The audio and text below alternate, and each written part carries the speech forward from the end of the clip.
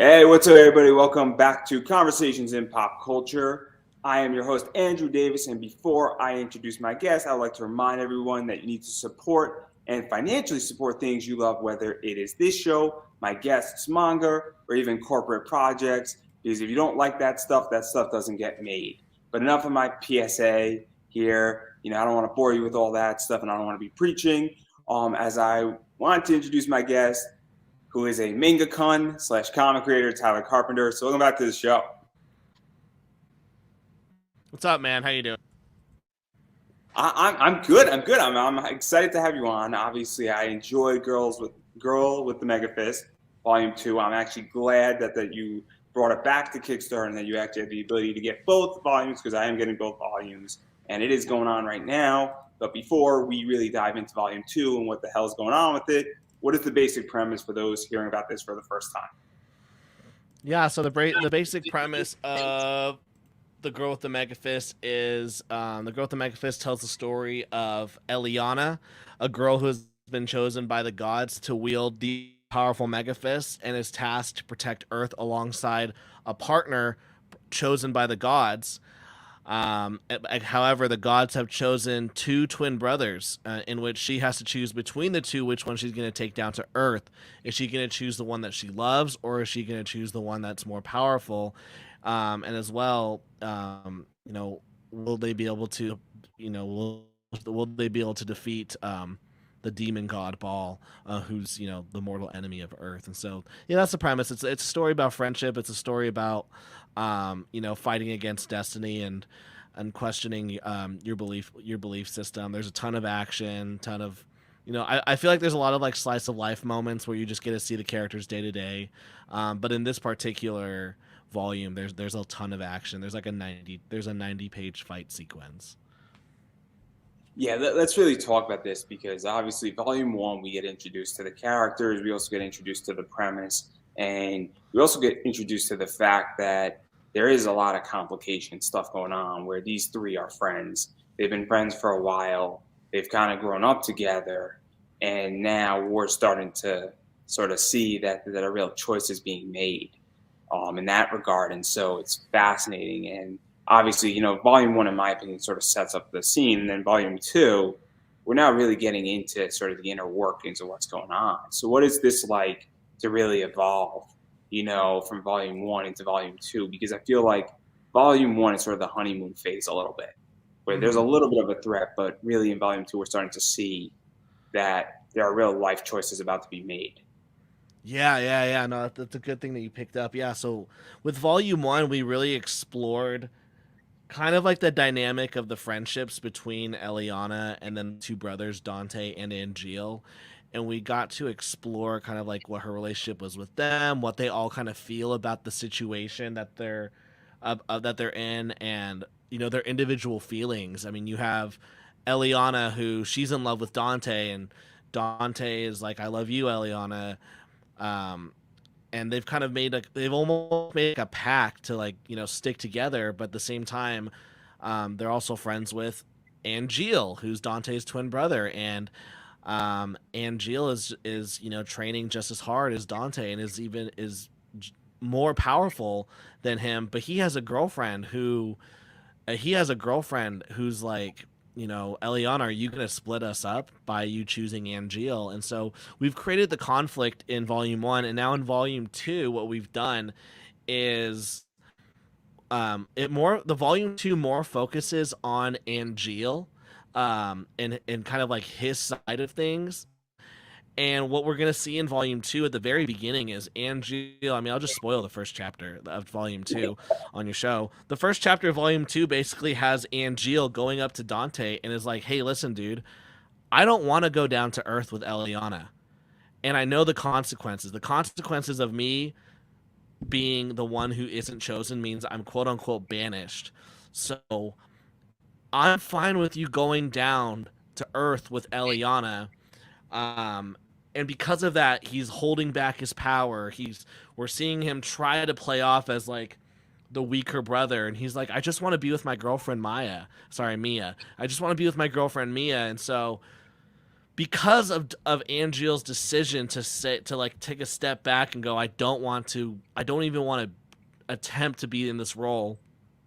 We're gonna see just the consequences of this decision throughout this entire volume.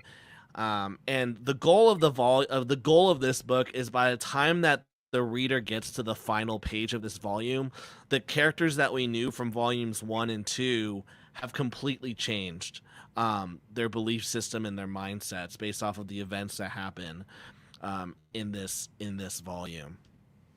Yeah, let's really talk about this because obviously, I mean, there's some real life shit going on here, and there's some real life decisions where the fate of the Earth is on the line, and obviously we have a character who wants to be selfish, but at the same time, in his entire circumstance, it was bestowed upon him and his twin brother to be like, hey, one of you is gonna go with this girl, and there's two of you. That has never happened before, and they're also carrying that weight. And so it's really interesting to actually see a book that tackles this and also finalizes it in some way as well, where obviously a lot of final decisions are being made, which is what I feel like manga does best right now in storytelling. I feel like comics, mainstream in particular, and also somewhat in indie, there really isn't a fine line where what you've done in that first chapter, I feel. Yeah, I mean, I've set the stakes. Like the stakes for this first arc of the story is that Eliana has to choose. Like that's like these first 4 volumes are all about her choosing between these two brothers. So the first volume is all about the setup. The second volume is going to showcase, well, what happens when you quote unquote want to go against the gods. Volume 3, at the end of volume 3, the final page will be Eliana saying, I choose blank. So at the end of volume 3, she's going to choose which brother. And then the fourth volume, we're going to see, quote unquote, the fallout of that choice. Did she choose the right one? What's the dynamic like now? Is one brother pissed off that they got chosen, or and so the first 4 volumes are all about that choice that she has to make, and then volume 5 and onwards is about Eliana and the brother that she's chosen. Basically, their time protecting Earth from the Sons of Baal, which is their spawns of the demon god Baal. And so we'll explore from volume 5 onwards their quote unquote servitude. When the gods choose a hero, they train for 20 years, and then they go down and protect Earth for 10. And so we'll start that. We'll start volume 5 onwards. We'll start their Yeah, time on Earth. let's even back up for a second because obviously, I mean, you didn't even just set the stakes. I mean, obviously, Eliana is in a relationship with one of the brothers, and then the other Mm-hmm. brother has the girlfriend Mia.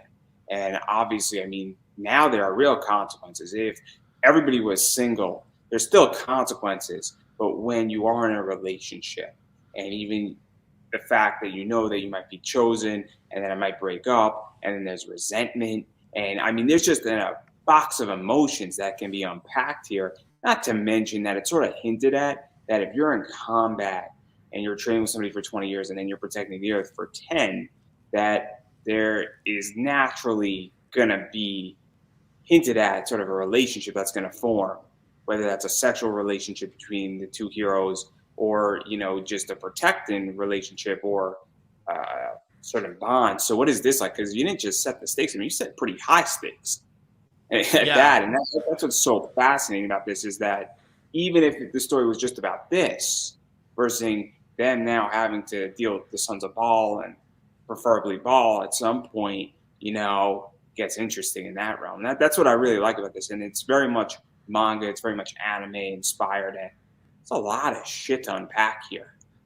well, I mean that's what I love about manga is it's not as like I mean we love to read manga and watch like the anime adaptations and talk and like watch the cool fight scenes and all the power ups. We like that, but the real like meat of a manga story is the conflict that the creator has put their characters in.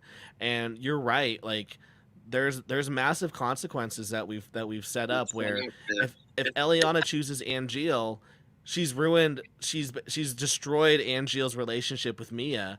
But if she chooses Dante, he's the weaker brother. Is he going to be able to hold his own when it comes down to going down to earth and Or we can even fighting? challenge. We can even challenge is Eliana going to be stable enough? The fact that she ruined Angel's relationship, even though he's strong enough, or is that spiritual bond in there too? And this is where it gets Yeah. really interesting. Is that we have the mental component, and then we got the physical component, and then maybe I'm interpreting it a little bit different because I'm really into wrestling, and like the WWE, and there's the psychological element of wrestling, but there's the physical element, and both are needed when in a wrestling match. And this is how I'm viewing this a little bit, where which is more important, and I don't know the answer to that, and that's what's so fucking interesting, man, about this No, book.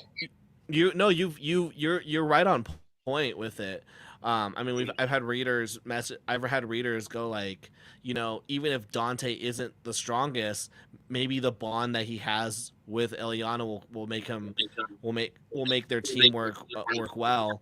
One thing that we do showcase, that we said it in volume one, but we're showing it in volume two, is one thing that in volume one Eliana's father says is that the chosen heroes that are after Eliana, that we don't see them currently, but their teamwork is way better than what Eliana has with any of the brothers. And you find out in volume two that it's really in order for the chosen heroes to defeat a son of Baal, there is some level of teamwork that needs to happen.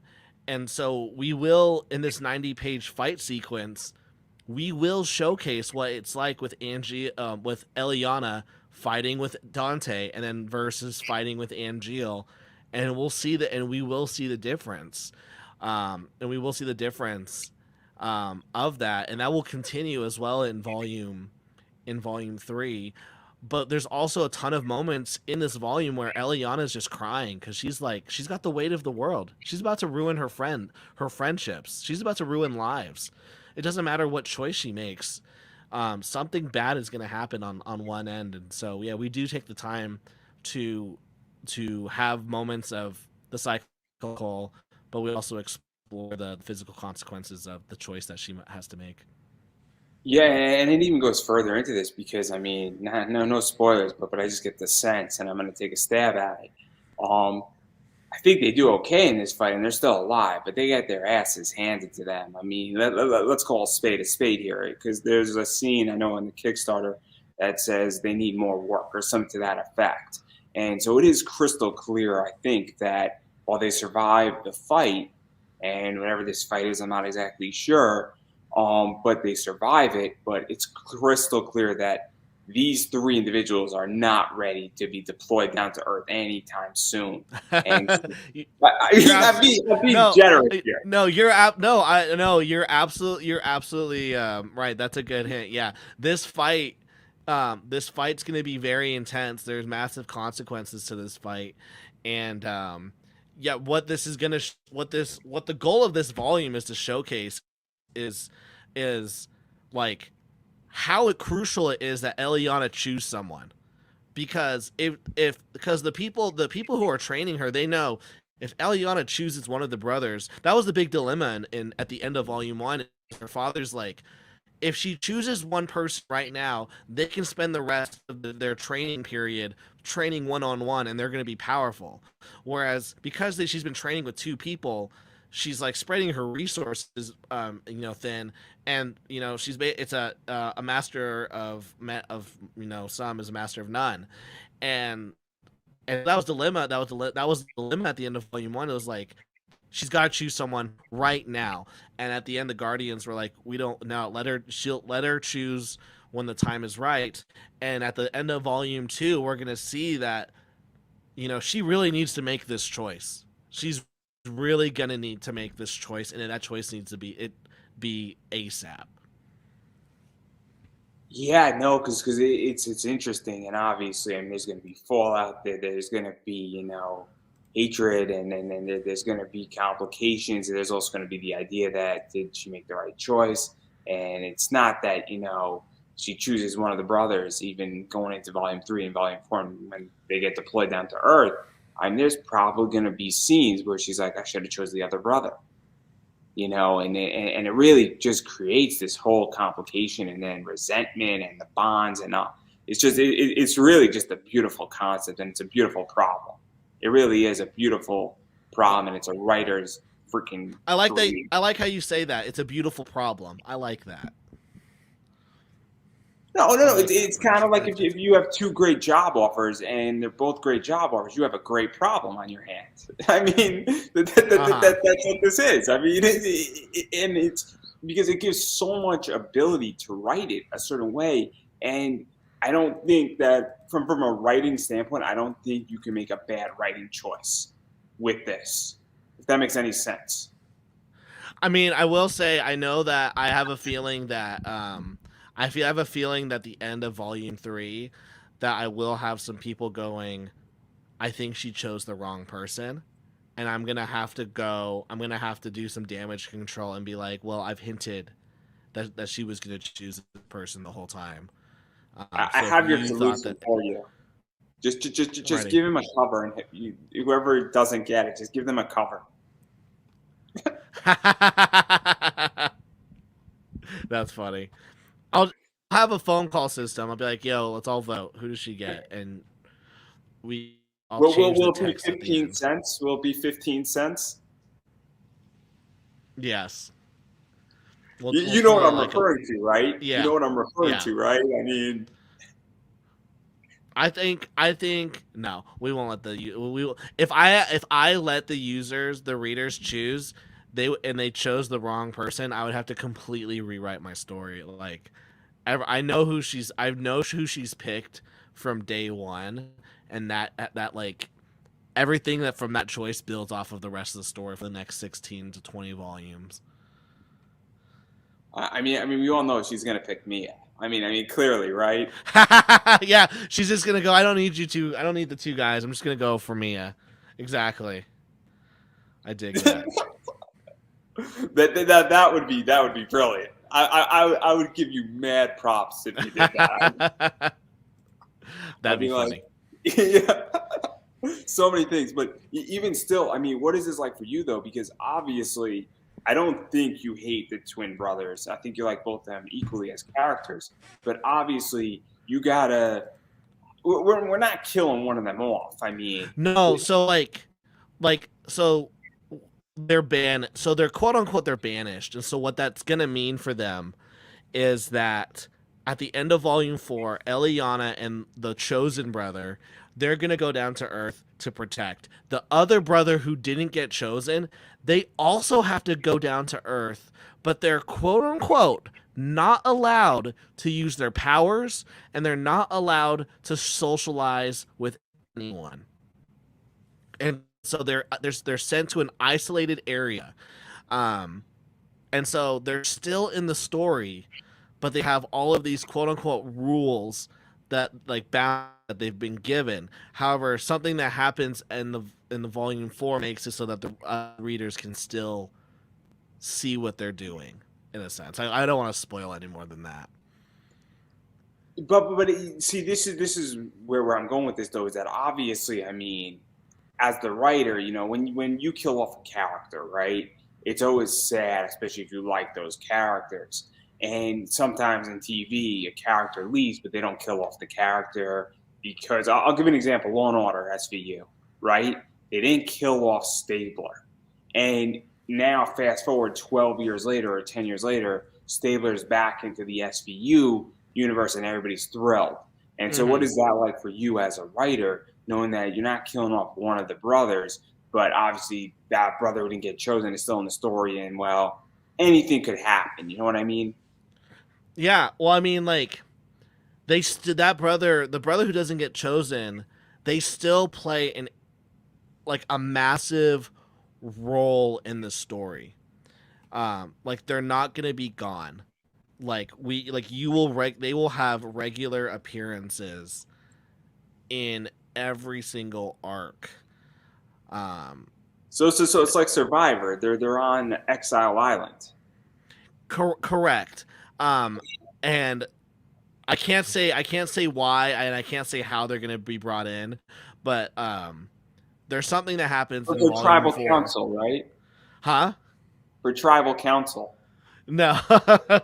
There's something that happens in volume 4 that gives um one of the I don't want to spoil it, but yeah, the brother, we're not writing off the brothers. They will, even the chosen brother, even the non-chosen brother will still be an equal player in the story. Maybe he'll go to Redemption Island. A Redemption Island, yeah. That's hilarious. Clearly, I am right now in like TV mode. Clearly, I'm watching a lot of weird stuff on television. I It gotta sounds say, like it. Survivor is awesome right now. It's the greatest show for so many reasons and all the wrong reasons. Is all I'm gonna say. But I don't want to push you too hard on this because obviously, I mean, the basic concept is that she has to choose one of the brothers, and then they're going to go down to Earth and deal with this stuff. And obviously, they survive an attack, and then well, a lot more stuff is going to happen in this once the choice is being made and the fallout and all that fun stuff. And there's going to be fallout. I mean, I don't think I'm spoiling anything, and I don't want to push too hard because obviously I want people to read this. No, you're right. There has to be fallout. Um, like there has to be fallout. Um, and there will be good fallout. Like the fallout's good, and um, like we haven't even introduced like the big baddie of this arc yet, and this villain who's kind of the quote unquote mastermind of the last of these first 4 volumes. We haven't introduced them yet, and they're gonna play a big part in in future volumes, and they will quote unquote um, like I've shown basically I've I've actually in those volumes 1 and 2, even in volume 1, I've actually showcased everything that someone needs to know for the entire arc. Like when we get to the end of volume 4, I'll be like, yeah, I hinted at all of that stuff in volume 1. I've been leaving breadcrumbs. And so I think for me, the thing I'm excited for, at least for this first arc, is I've left a lot of breadcrumbs. I'm excited to connect like a lot of the dots that I've been um um planning. And then what's exciting about the next arc is continuing to connect some of the dots that I continue to spread in every volume. Yeah, there's a lot of stuff that's sort of being dropped, and obviously I've read the first volume. I didn't read the second volume yet. I'm I looking should have forward sent to it to it. you. That was also my bad. Is for everyone who's listening, I forgot. Andrew reached out to me. He's like, "Hey, you should come on my show." He reached out to me in January, and I totally forgot. And then he messaged me like a week ago. He's like, "Do you want to do this?" And I was like, "Crap!" Like I feel bad. I was so embarrassed. I was so embarrassed. I forgot. I was like, "I'm not reaching out," but Andrew wasn't very nice to have me come on today, especially because you were so busy. Yeah, no. For those who don't know, I'm on week 3 of a brand new job. I was fortunate enough that I was working from home today, and job's going good. Still a little nervous. I'm in the trial period, and it's going to take a few more weeks. But obviously, I'm working from home tomorrow too, so it's not that big of a deal, and it's perfectly fine. It's no worries. I'm a pretty quick interviewer. I still don't know what I'm doing exactly, but that's all right. But yeah, even to talk about that, and even just going into inside baseball, because I find what you do to be fascinating in comics, and we were speaking a little bit before about people making money and getting clever with how to fund a comic because making comics is hard. The C word is hard, not creativity, cash flow. I want to make that crystal clear. And you take a very interesting approach, I feel, and I think your audience knows it well. But you use Patreon along with Kickstarter And I think that this was all funded, or the majority of it was funded on Patreon first. And so, what is that like doing this in monthly installments or chapters, and also getting feedback, but also seeing money coming in as you release the work? If that makes any sense. Yeah, so the Patreon, yeah, what's cool about the Patreon is the Patreon pays for um, the two things right now. The Patreon pays for the exclusive edition, the exclusive Patreon editions for Patreon people. So like if I never did a Kickstarter, I would at least have the money to print the Patreon exclusive physical books and get them to Patreon members. The Kickstarter, the last Kickstarter I did, the Patreon paid for like basically everything, um, the printing of everything, with a few exceptions because I actually wasn't planning on selling so many extra books like my add-ons, and so I had to, I dipped into the Kickstarter funds for that. For this one, the Patreon paid for the Patreon exclusive covers, but then the Kickstarter is going to have to pay. The Kickstarter is going to have to pay for itself, which is fine because my margins are really good. But what the Patreon is also paying for right now is um, I'm working on another series called Chefs, which is one that I canceled a year and a half ago to everyone's shock. And after a year and a half of just like hating the story and being like, what can I finally found an artist I can work with who's like will bring my vision to life, and I'm using the Patreon funds to pay them, I paid them for the first installment of the book, and then I've got some commission work that will then pay for the rest of the books. So let's even talk about something that is, I think, even more psychological. Obviously, a lot of people pay for a comic with outside money. So they might save up for a year, or they might forego investing. They might do something where they might find a way how to make money. They might drive Uber and save them money. However, they might take a second job somewhere, or they might scrape by money or borrow money. And then they run a Kickstarter, and then they collect it on the back end, and maybe they get $500 less than what they put in. But with your Patreon on a psychological, and this is how I'm viewing it, when you release a chapter and you have monthly people, you're actually seeing money coming in, and you're seeing that transaction immediately. And I think it changes the way you psychologically produce something.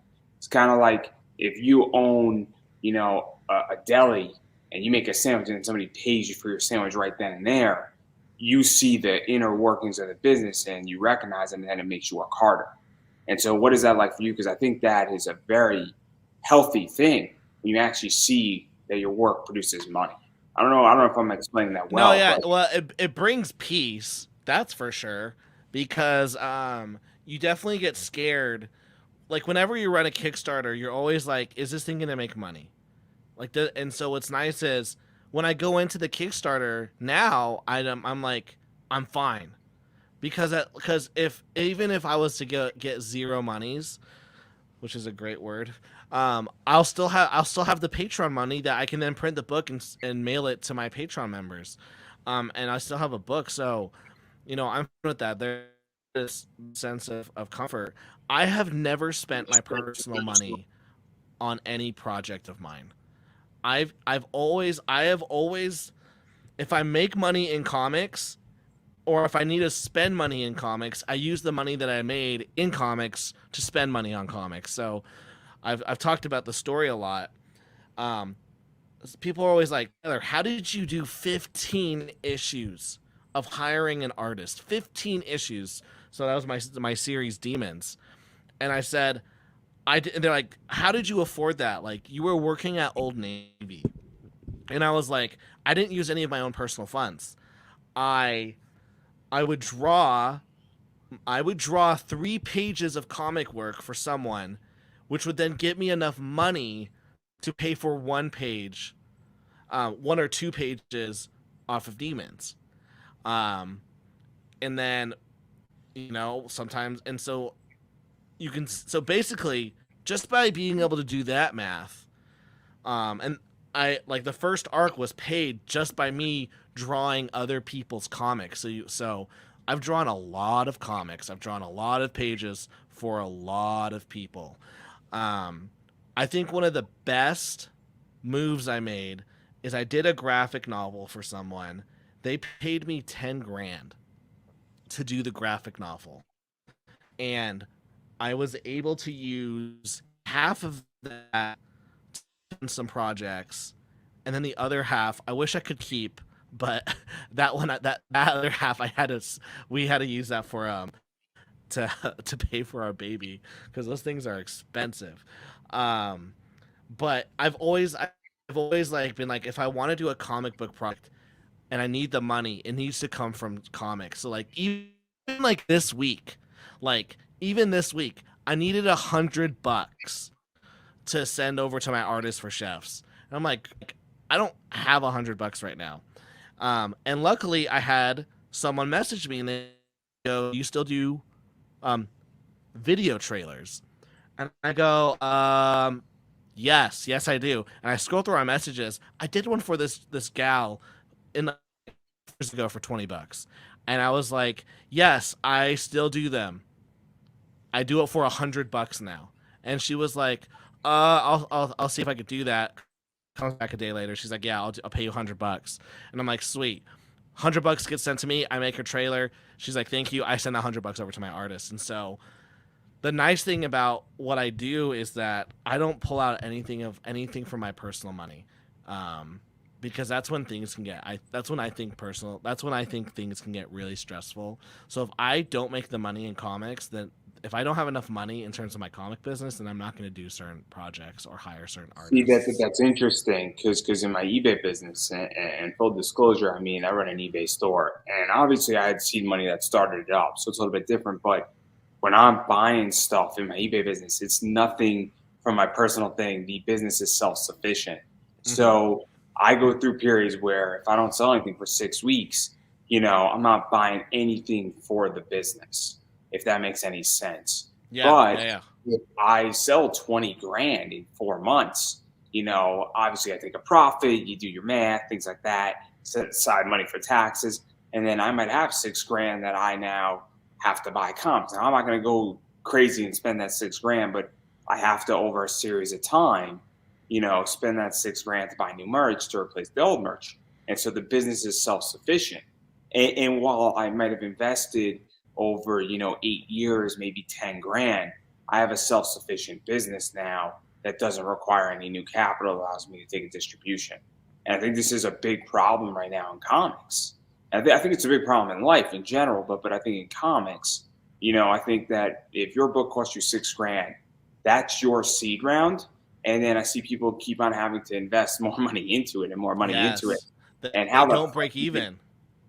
it's okay if you put 6 grand in and you make seven, you can't take a distribution, but you're not losing money. That's fine. I don't have a problem with that. I have a problem when you put six in and you make five. Mm-hmm. And I'm not saying you have to, break even on the first round, but if you're 3, 4, 5 in and you're not breaking even and you just lost 5 grand, I mean, you got to reevaluate your business plan. I'm not saying don't do comics. I'm saying take a step back and figure out what's going wrong.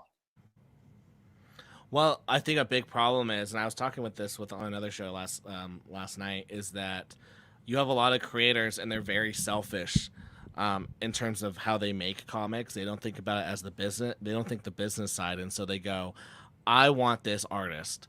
And they write their book and it has to look a certain way. They will take no exceptions. It has to have this artist, and what this artist charges, I don't know, $300 per page. They think that that's a great deal. I'm like, this is your first comic. You're just about to drop $300 per page, just like pencils.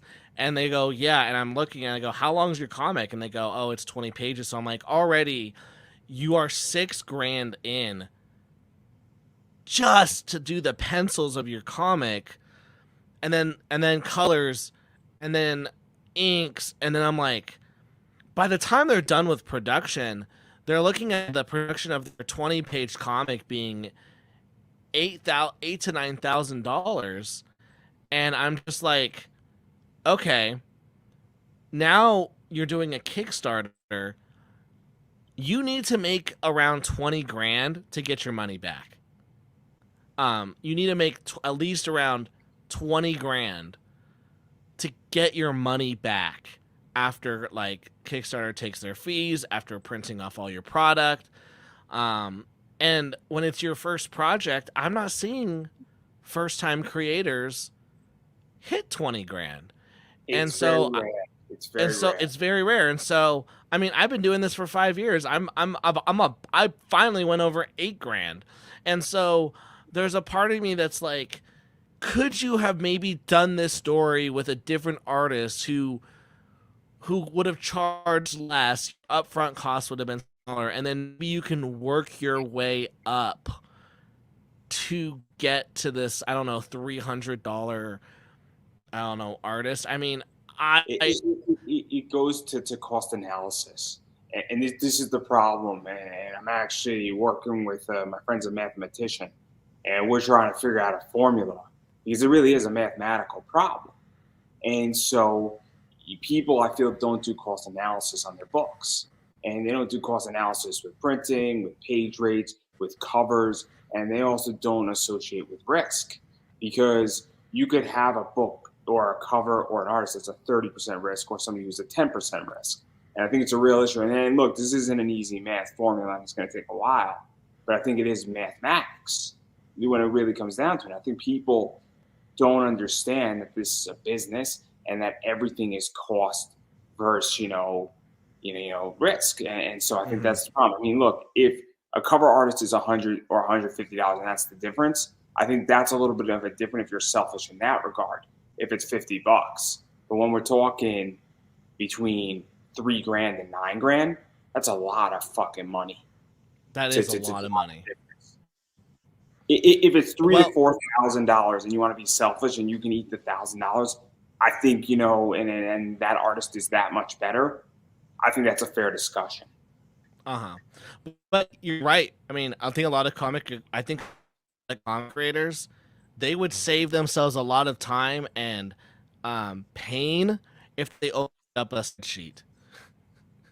Um, and they learned what Excel was or Google Sheets, and they just put in, okay, this cover costs this much, the pages cost this much. Okay, printing is going to cost this much. I need to sell this much at this price in order to hit this amount of profit so that I can break even on the production. And is that the fun part of creation? Absolutely not. That's effing boring. Um, but like that is what's gonna save your life. When creators go, Tyler, it doesn't make sense to me that you can sell a 200 page comic for $15 and make money. I go, trust me, I am in the green. I have spreadsheets upon spreadsheets. I am fine. Um, and I'm like, I am fine. Don't worry. What you should be worried about is you, because I'm doing the math on your Kickstarters, and you're not. There's making money. And so I'm gonna throw something. I'm gonna throw something at you. I mean, look, I don't have as much knowledge in this realm, but I look at people's Kickstarters and I'm like, what the fuck? I mean, there's no way you're making money. And I look at it and I'm like, I'm perplexed. And I haven't produced a book, and I'm concerned. And I'm not the guy who should be talking. And the second I'm concerned, that should be a red flag for everybody. I mean, I'm good at numbers. I understand how to invest. I mean, I'm running my eBay business, but like I look at people and I know how much printing costs. I had a printer as a sponsor for 96 episodes. I know exactly how much it costs to print a book. I have an idea how much art costs. And guess what? Nobody factors in their time either and the stress of it. That's the other thing too that I think people don't factor in, and that's worth money. So I mean, it's mind-boggling to me.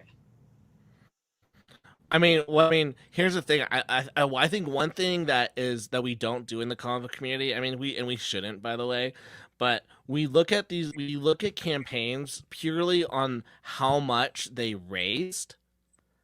When in reality, like you could have a campaign that does $20,000, but you only got to keep like 2,000 of it, to me, I'm like, I'm doing better than you then, because I've raised 8,000 and I get to keep 5. So to me, it's like, yeah, like you might have big numbers. How much do you get to keep at the end of it? Because if you are doing 20,000, but like 18,000 of that is expenses, there's a problem. There is a fundamental problem in your business and how you are running it. You should be taking home way more than like 10% of the money. Those are terrible profit margins. I'll be very honest. I didn't make any money on my Kickstarter in January when I ran, but I also didn't lose money because it allowed me to stay in business for a whole nother season, which is what the objective was. So Uh-huh. but that's different. I didn't lose any money, and it's great. But my goal was not to make money. It was not to have an expense, which is good because it buys me time to find a sponsor, which is where I will make my real money on. But Mhm. so if your objective is that if you have a publisher on the line for your comic book and your goal is just to cover the first round printing, but that's a business plan again. But I think even people don't even think about it like that. And I just think that I think that there's a lack of financial education in the comic book world. I really do. Oh, there totally is. There absolutely is a lack of financial. There's also there's a lack of financial, and what sucks is the people who need to learn it, they learn it through so much pain and suffering that they can't get, like, they can't, almost too late. Like, they learned it the hard way, and now because there's so much in the hole, they can't make the second book. And then as well, there's a lot of marketing. There's like a lot of marketing information that is just completely lost because as creatives, we care about the story, we care about the art. But like if you want to start selling stuff, you have to think, okay, you need to start thinking business and marketing, and a lot of people don't have the time to maybe read a business and marketing book or take an online course or further up their education. So I think there's a lot of knowledge I that's mean, lacking in that I'll department. throw you an even bigger word. I'll throw you the R word, and the relationships. Oh, I I was mean, gonna say honestly, retarded. I was going to use that one. I was going to use it. I'm a professional here, you Yeah, know. me too.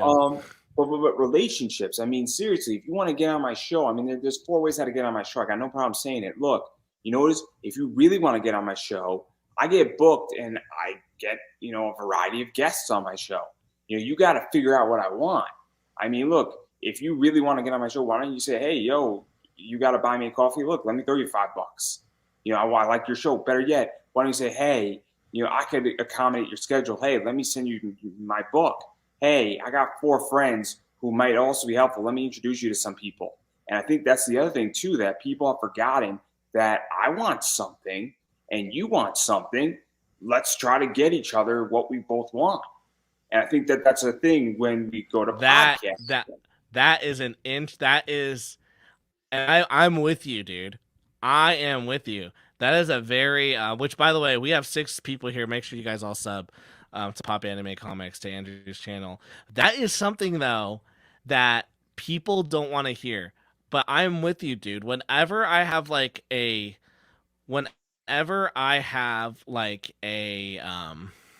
what's it called? Like a comic creator come on my show, and they'll always be like, "Hey, thanks. That was fun." There's a part of me that wants to then go, "When can I come on your show?" And then the answer is always, "I don't have anything. I don't have a show. I don't got squat." And it's like, so you won. You got something out of me, and I get nothing. And it doesn't matter. Like, to me, I don't do things for like expecting something, but like if I'm more likely though to want to stick around with people who are gonna like help me. You know what I mean? Like who are gonna bring me some kind, some kind of value. And if you don't really have anything to offer, that can get that to me. And that's another thing. It's like when I talk with creators on the show, they don't have to offer me anything. But I will say the ones who I want to keep around, it means that it's because we were networking. We can be friends. We can grow. I mean, I'm friends with Nicholas Mueller, and um, he doesn't do regular YouTube vids, but I know him and I are gonna promote each other. But even better than that, I know that him and I, now that we're Nicholas and I are very good friends, I know that like I have someone I can bounce ideas off of. Um, like I can like Nicholas and I, like literally at the beginning of this year, Nicholas and I were up till like I think 2 or 3 a.m. just looking at like reading business and marketing stuff, studying graphs, looking at Kickstarter, doing trends, and going, what can we do to better ourselves? And what's great about that is now him and I, like now we're starting to do like our the best Kickstarters that we've ever done. And so the value that I've gotten out of Nicholas is I've one created a friend, but two I have someone I can bounce ideas off of. Um, and you know he'll send me videos. Yo, you gotta check this out, and then I'll go, hey, you gotta check this out. So we're constantly building each other up. Whereas sometimes I just get creators and they go, can I come on your show? Okay, hi, and then bye, and I don't hear from them until their next Kickstarter, and that's not the kind of relationship that I want. I mean, With I a could tell you a creator. horror story where that's how it is for me. I'm like, hey, who do you know? Because let's even just do it economically. Like, who do you know in the comic book world that you can make an introduction for me? Who can you know? And it's helpful. I mean, seriously, like I ask wrestlers this. I say, hey, look, can you do me a solid? I know you're friends with so and so. They're your tag team partner. Can you put in a good word for me? Because guess what? If you can grease the wheels in a very busy, complicated world, and you can get me an interview, or you could at least get me a little bit of a name, it's helpful, and it makes a difference. And I think that's something that people forget. I really do. And then look, you know what is? A bunch of people are on my show, and they don't want to talk to me on their show, and it's weird, and I don't get it. But my point is that when I am on somebody else's show, I promote that show probably about 25 times for 25 weeks straight on Twitter. So like again, like I have people who have said to me, "Hey, thanks for having me on your show." I say, "Hey, could you put on your wall?" They say, "I'm sorry, your podcast is not my business, but you were just on my show. You were just on my show. So what are we talking about?" It's bewildering to me. But I think that there's a real problem with this, and I think it's unfortunate. And I think people just don't appreciate media, and I don't think they realize that I have interviews that have been around for 10 years. And so it's like, and I guarantee you this interview is going to be around for 10 years. And you don't know what it's going to direct traffic to for you. I Yeah, mean, yeah. It's all about like the moves that it's all about, which is why, like, that's what I'm saying. Like, people don't understand like what marketing can do. Like you said, this YouTube vid will live on the internet for as long as it's available. So when someone when someone one day types in the growth of megafists on YouTube search, hopefully this will pop up. And so there's benefit for me coming on this show. And there's benefit of me coming on this show because you're gonna put growth the megafist on the title, and 5 years I'm gonna get I still might be getting dividends from this video. And I don't think creators know what the word dividends mean, and then two, I don't think they my know favorite word. It's my I don't favorite think they word. know why it's so important. And so I'll explain when you're done speaking why the word yeah, dividend is one of the yeah, most important words in the English language. So no, go I'll for it. explain briefly for everybody who wants to know what a dividend is. So a dividend is an investment term. What it means is that there are stocks in the S&P and just the stock market that for holding them, they actually give you cash, whether that's quarterly, monthly, twice a year, 3 times a year, or once a year. And basically, they're returning capital to shareholders. In this case, if you come on my show and the show pays dividends, that means that is essentially returning you some form of value over and over and over again. Now, it could be returning value every day. It could be returning value twice a year. But that form of value could be that, hey, your link's in there, directs to the Kickstarter, and then, or directs to your store, and then you make a sale.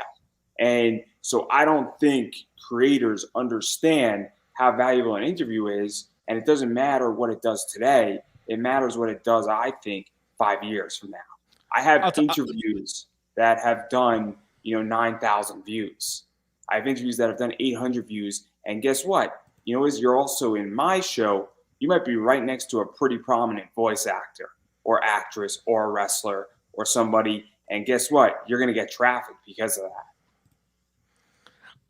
I don't know. I don't know if you knew this. So, Girl with the Megafist is going to be published through Antarctic Press next year in their Manga Z anthology, starting in January. And how that came to be, I didn't even submit the Girl with the Megafist to Antarctic Press. What happened is that a year and a half ago, I think probably closer to 2 years now, I had Ben Dunn, founder of Antarctic Press, on my show. And him and I were talking, and he's like, "What are you working on?" And I'm like, "I'm working on this book called The Girl with the Megafists." And he was like, "Oh, well, I'd love to see what it looks like, and thanks for having me on the show." And so I sent him a follow-up email, and it was just like, "Hey, Ben, thanks for coming on the show. I had a great time. We had a great conversation. Here's the PDF for the first couple chapters of The Girl with the Megafists. And once again, thanks for being around." I don't talk to him ever again for 2 years. And then a couple months ago, I get an email from Ben saying, here's the PDF of Manga Z number 9. Will you please approve it? And I go, I don't know what Manga Z is. I click on the link, and lo and behold, it's Manga Z, Antarctic Press. And then I'm looking, and there's Girl with the Megafist pages on there. And I'm like, uh-oh, what is this? I didn't submit anything to Antarctic Press. We have not talked about any of this stuff. How did you get the Girl with the Megafist? So I call up their offices. They're like, "Oh, Ben, that's Ben. You can talk with him." So I message Ben, and I'm like, "Hey, Ben, what is happening?" And he goes, "Oh, he goes, I was like, this was a submission. This was just a friendly email." And he goes, "Oh, you're right. I thought I had talked with you about doing this. I guess I didn't. Do you still want to be on my Manga Z? And you can be in there every single month until we don't want it." And I was like, "Sure, why not then? It doesn't hurt me. I've already put the book out.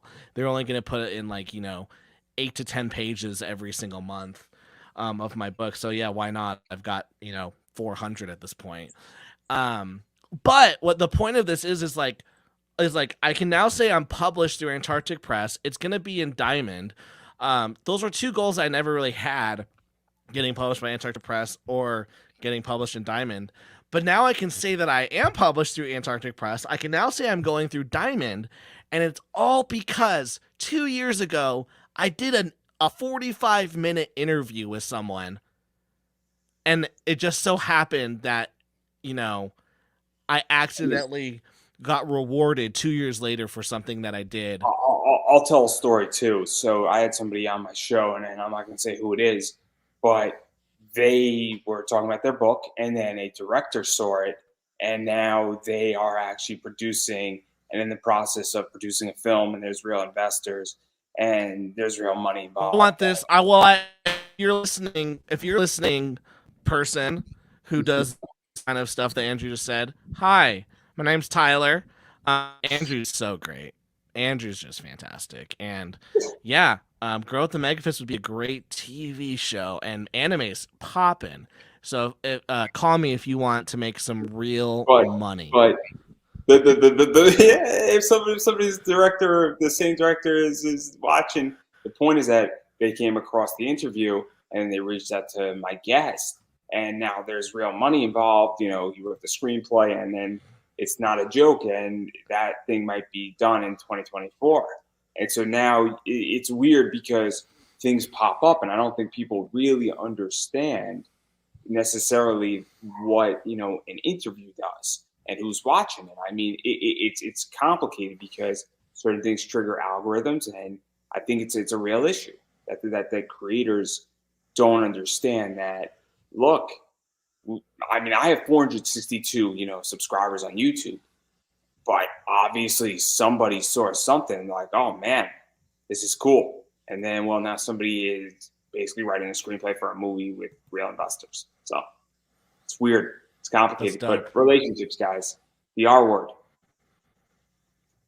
Build them and build good ones. I build good relationships. Don't build transactional relationships where it's just you scratch my back, I scratch yours. Like do Sometimes you like need it though, Tyler. Sometimes you need it. I'm not saying that you don't. There are some relationships where it can be transactional, but if everything you're doing it was a bad joke. It was a very bad joke. Oh, It was a very bad joke.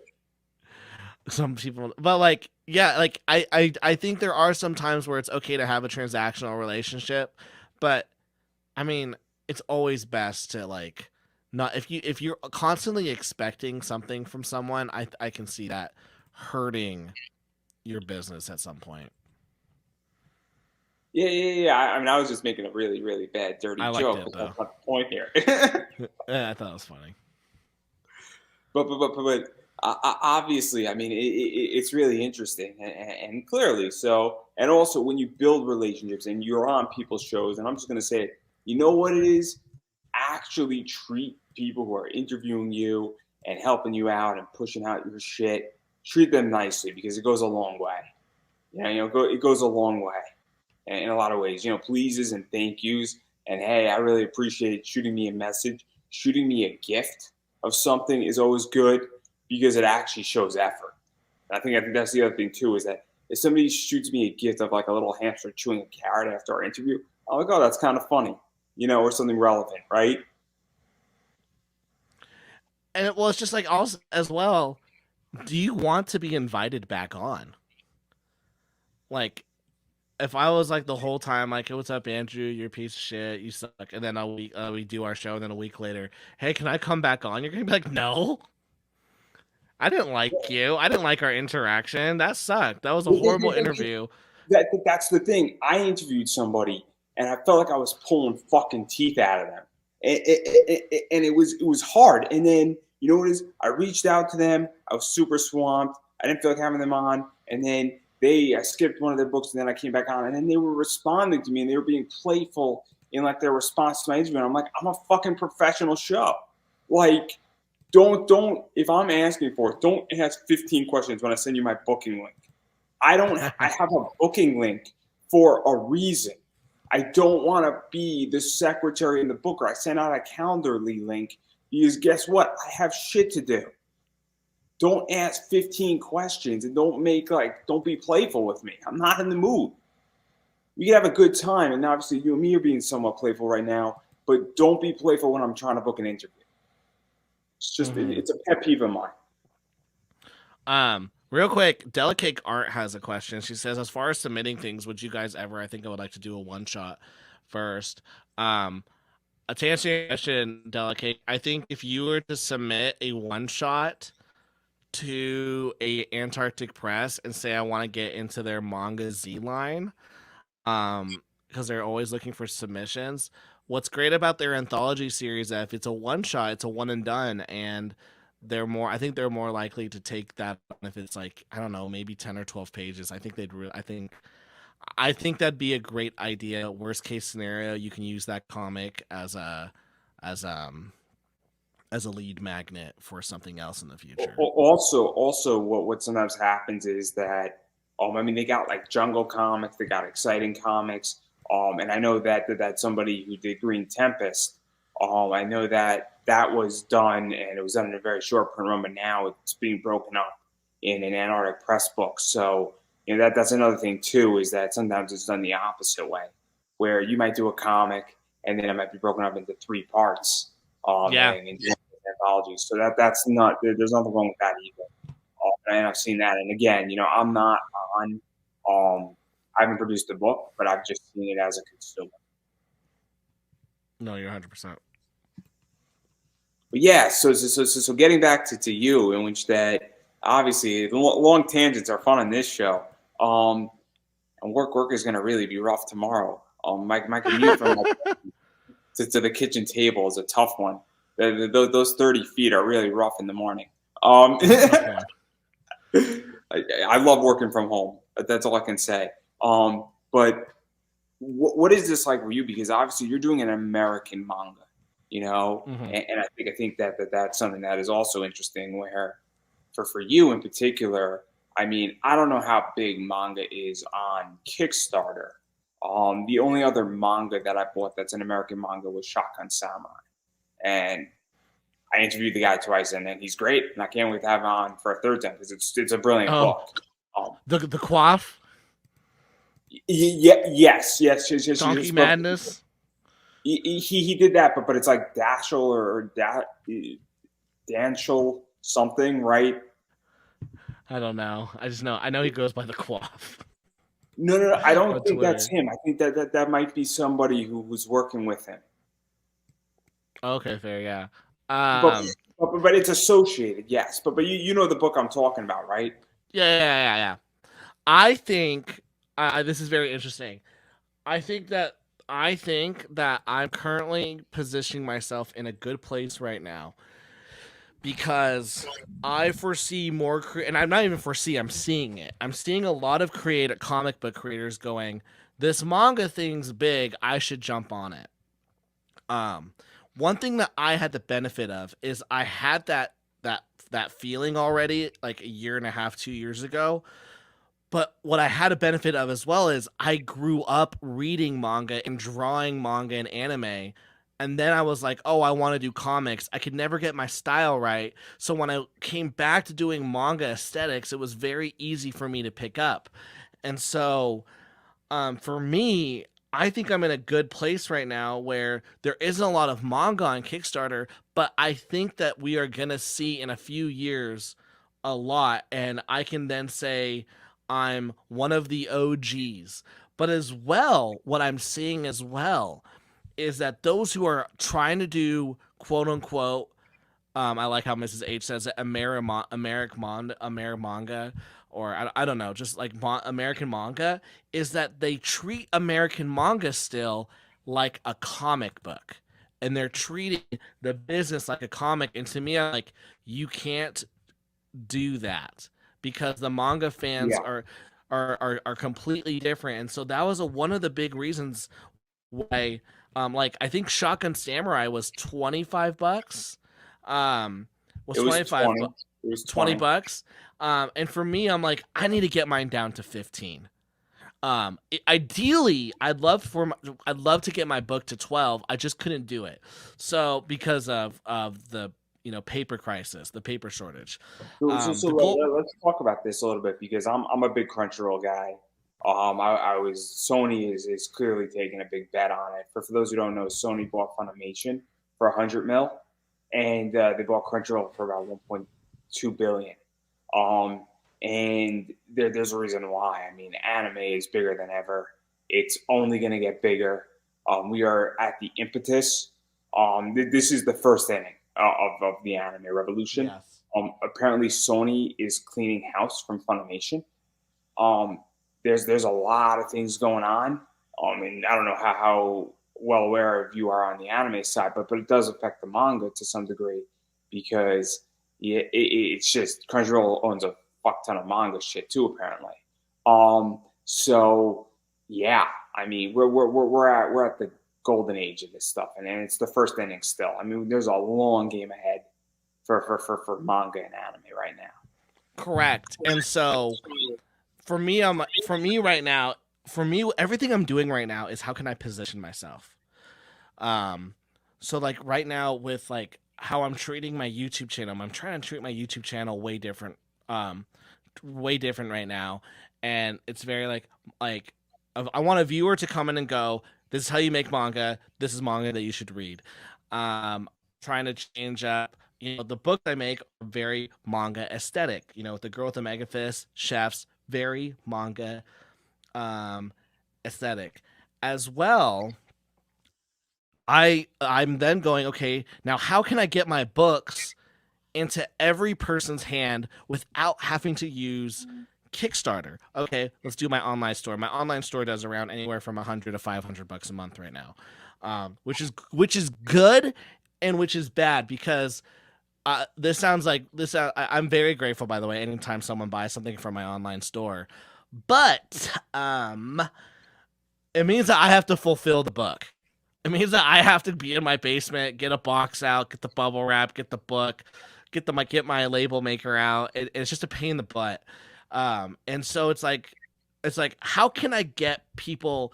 And so I've been doing this for the last year. It hasn't worked out. I'm now working with a new company, trying to figure out how can I get my books on Amazon. How can I get it so that if someone buys my book on Amazon, I don't have to touch it. I just get the money. And so, I currently have available the Kindle, but right now I'm working with a company right now on getting the physicals so that with the Kickstarters going forward, I don't have to constantly be reprinting every single freaking volume. I can just go, yo, you missed volume 1, go to Amazon, and this is where you can get it. And they'll ship And it to you in a I'm week. presuming, and correct me if I'm wrong, that you don't have a problem taking a little less money if somebody's doing Abs- fulfillment for you. Absolutely. I'm okay with losing an extra $3 or $4 if it means that I don't have to. You get where I'm going with the question, right? Yes. Yes. Exactly. Yeah, I'm okay. I'm okay with losing $2 or $3 if it that when I'm if it means I'm still making money while I'm sleeping. Um, That's how I feel. I mean, I can tell you with my comic class, and I need to figure out how to do this. I'm going to offer a 20% commission for anybody who gets me a new user to my class, and then it's high.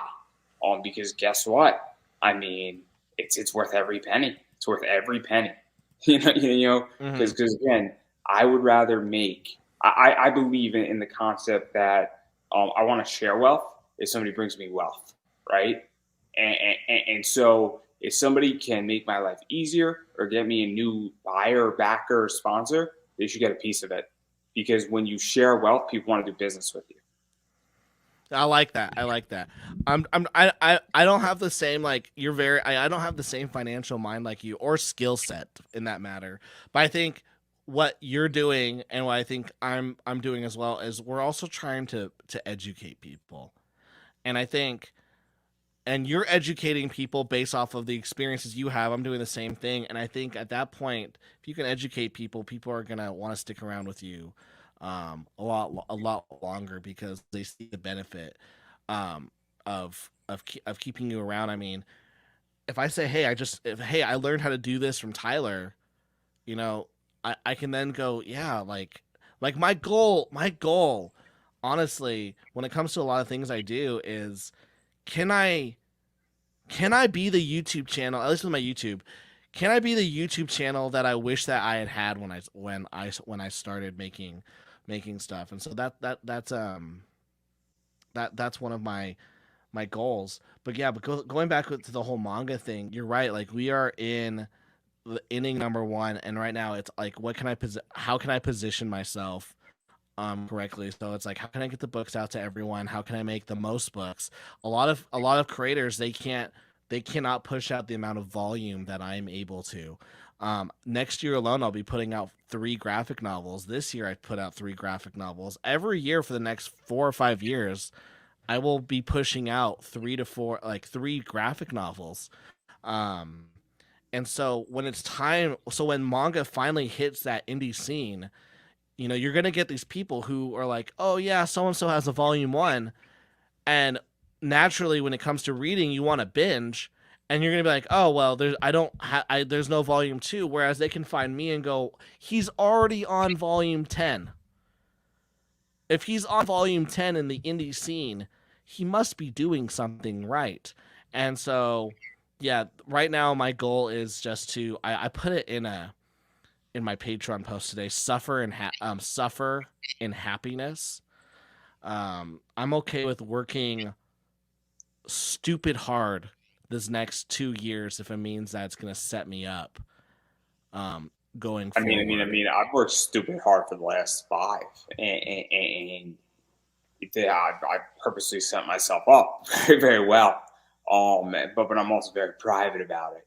But people don't understand that I figured out something about 5 years ago that has made me and is going to make me very, very wealthy. I mean, But it's going the to. smartest thing to do is to work in silence. Because here's the thing: if you are working in silence, then and all you're gonna do is just surprise people, and people are not. And then when you come swing in, but also like as well, just because I know what you're doing, and I'm doing the same stuff. I'm doing the same stuff, little slower rate than you are, um, for sure. But it's like those things are the things that I don't think people like you and I ever actually have to talk about. Like you and I never have to talk about those things. One, they're not that interesting, and then two, um, they're because they're not comics related. People are like, oh, I don't have to do that. When to me, it's like, oh, if I can just focus on the comics, and where people like go, oh, he only makes his money on comics. When it's like, no, I actually make my money on like 10 other things. Um, to me, I think there is something cool about being silently successful. I'll be very honest. What I do is ultra fascinating because I have broken it down to a science on what I do as an alternative investor, and it is beyond fascinating. But you can go. It's fascinating that you've done it with comics. I think that's what makes you very unique because I I've done know a with lot of comics, people. baseball cards, and pop Funkos, Yeah, and that's what you've makes me you've beyond. turned the Western collectible market into your own cash cow. And Yeah, and that's very different than people who are going, if I buy Hulk number 7, one day I can flip it for 1,000, and you're like, I can turn that into 10,000. I bought Um, a book about a week ago that I for $25 that I sold for 120. I don't even have the book in my possession yet. you've already sold it. Yup. See, there you go. It gets better. It gets better. It was in a pack of 5. The pack was 125. So legitly, I have 4 other books, and I am negative $5 in. Well, that's awesome. So now I have 4 other books that are probably going to bring me about $200. So I am going to make about 195 on it. Yeah, I think it'll be interesting with your course because I don't think it's something that creators are going to be interested in. I think it's going to be more collectors, and I think you're gonna get people who are like, this is awesome, and then I think you're gonna get people who are like, this doesn't make absolutely any sense. This class teaches you the basics. It's the fundamentals. That's all it is. Is that there's no top 10 list. This is the fundamentals, and you need to know this. And if you're an investor or you're a collector, if you're a collector, this class is good for you too, because if you can get a book for $30 cheaper, you can get more shit. If you want to make money, you want to get it for cheaper, because the cheaper you get something for, the more spread you have. And that's what I teach. And I'm teaching research. I'm teaching how to build a budget. I'm teaching you grading, and I'm teaching you exits. And this is just the impetus. Wait till we get to artist mastery like 2.0. I got 15 other class ideas, and I'm coming. This is my sector, and this is my area. And but there's a formula in there that's really beneficial. It's the ratio formula, and that's an unbelievable formula that everybody in Kickstarter needs to know. But hey, that's up to you guys. Everybody's watching it. But I When do you think digress. your course? When do you think your course is gonna come out? I'm 65% done recording it. I just had a Mac issue that delayed me by 2 weeks. It's supposed to come out actually in about a week and a half, but it's probably going to come out drop end of October. Nice. How much are you charging for it? Do you know? $40 on Udemy. Oh, that's a great price. It's about 18 hours to 22. hours. How My come you got goal, my goal is not to be expensive. My goal is to provide a reasonable position and and build a network, and then you're building a network? and then get class two, get class three. But also, look, I'm trying to educate people. I mean, at the end of the day, I'm not here to screw somebody and be one of those people saying my class is $10,000. Now, if you want me to build your eBay business, I'll do that for 15K, and Have that's a have 70-hour freaking class.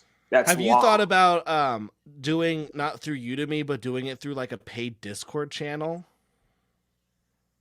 You know what it is? Honestly, I don't know much about Discord, and it's not really my jam. Um, Because I to know like me, someone like Andrew Tate, he like it was a paid Discord channel, and once you pay the money, you then, once you get in, then there's all the videos, but now you also have that community aspect of. but what happened with Andrew Tate is crazy because Andrew Tate is a pyramid scheme. I mean, it's insane because he had a bunch of people who were not Andrew Tate teaching it, and there's some things in Andrew Tate that are very good. Um, but a bunch of it is just a disaster. And then there was like he was given like 60% affiliate commissions.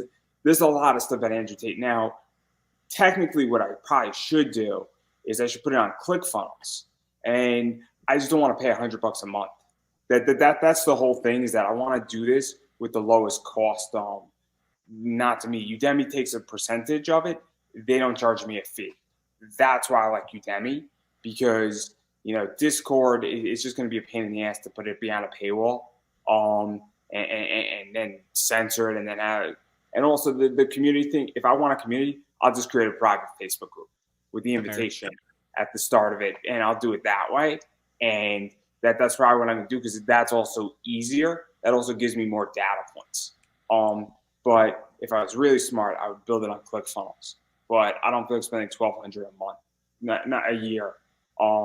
But because Ty Lopez does that on ClickFunnels. But this is. I mean, this stuff's ultra fascinating. I mean, technically, it's awesome what this is. But Udemy is where it's going to be initially, and then where it goes from there, or where class 2 goes and all that stuff, I'm not too sure. But I figured $40, it's a reasonable price. It's a good start.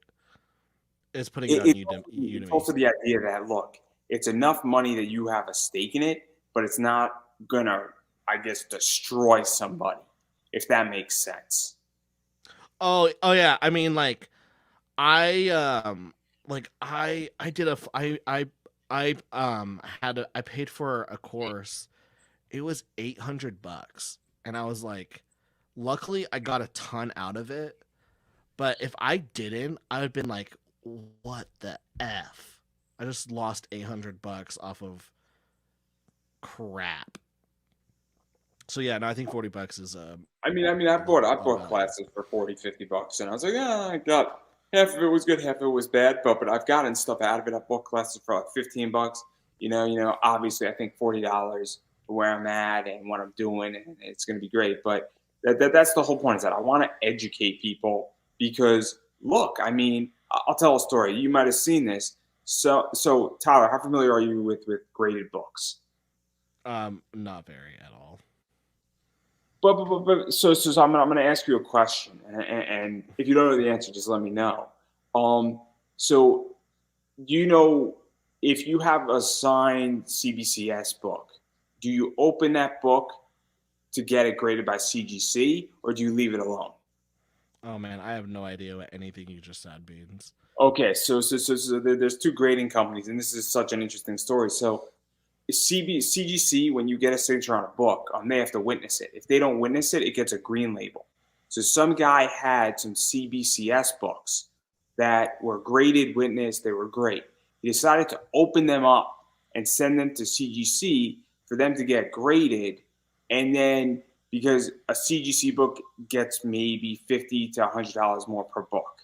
So what happened is that he had these beautiful signatures that were authenticated. They get graded and they come back as green labels because they were not witnessed. Signatures. The guy probably cost himself 15 grand. Jeez. Now, you know where the answer to that question was? on CGC's website on what books they consider to be signature signed. Where that answer is on your course. It's on my course too, but guess what? It's not even on my fucking course. It's on the website. The same website the guy submitted to, it was there. And this is what I'm talking about is, but like that, I mean, I mentioned that in my course, but I give better stuff. I give like more secret stuff. But my point is that this is the moronicness of, this is why people need my course. Because despite an answer being front and center, people still don't have the answer to the question. So they need a course because apparently an answer is right in front of you and you don't know it. I don't know how to TIFF a book, right? So if somebody said, Andrew, here's how you TIFF a book for $10, I'm probably going to spend money on it because I need to know how to TIFF a book. Maybe TIFFing a book is not the best example, but you get where I'm going with this, right? I don't know what TIFFing a book is. I know nothing about this world. You're just messing with me now. I promise you I don't. I don't know anything about CGC grading. No. TIFFing a book has nothing to do with grading. What's TIFFing a book? The TIFF file. Oh, yeah, I know what that is. Okay. I don't know how to TIFF a book is my point. Meaning that I've never done this before and I've never made sure that it's in a TIFF file and all that stuff. So somebody had a class saying, hey, here's, for $10, the 10 things you need to know about sending your book to a printer. I might buy that class because I don't have the answer to that, right? Uh-huh. And so even though that stuff is available publicly, it might just be easier for me if somebody is very good at explaining it to me that I'll pay them. And so there's information in my class, and I'm very upfront about this, where that information is out there, some of it, but guess what? All this information is in one place. So I've gathered information for you, and I also explain it to you in a very simple way that you might understand versus some website that is going to beat the shit out of you on it and is going to confuse the fuck out of you. I explain it almost like your friend and you are grabbing a beer at a bar and you're talking. Nice. And I don't speak down to you. I say, hey, look, we'll all start somewhere. And if you know this stuff, I treat you in my class as if you know nothing, but I'm not condescending because that's how people learn. The worst thing you can do to somebody is teach them and be condescending. But I digress. 100%. I don't want to give all my shit away for free right now. Someone just recording this.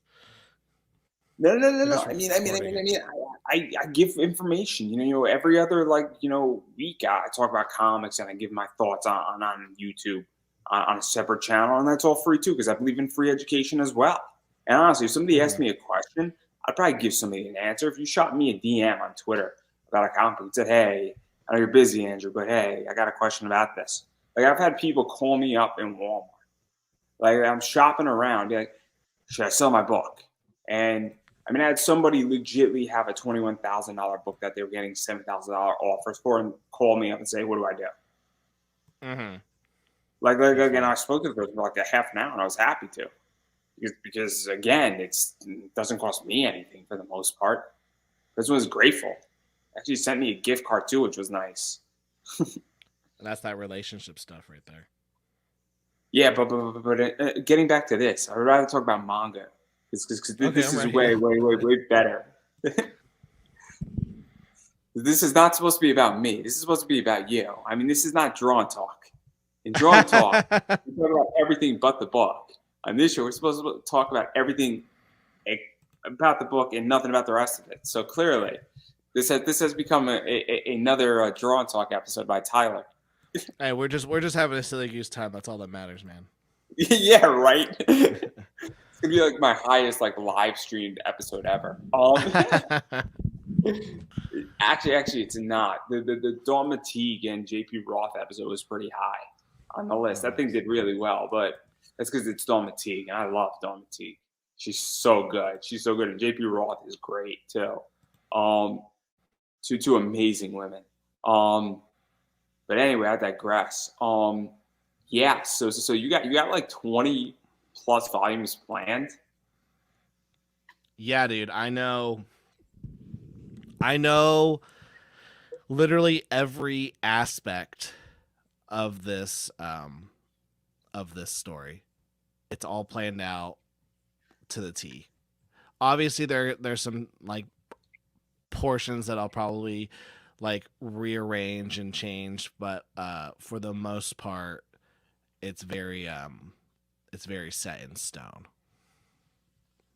So what The is story we're that doing. like to have It's it ex- planned out like that, and just to even have like the battle plan going into it? Because that is fascinating to me. it's it's extremely exciting because I literally look forward to every page that I draw. And I think that's something that a lot of comic book artists struggle with is they have all of the moment they have like they want to draw certain moments, and because they don't have the full picture of what they're doing, they don't appreciate how just like the little moment, that like panel that you're hating to draw that day, is gonna, you know, how that small panel is gonna impact your full story.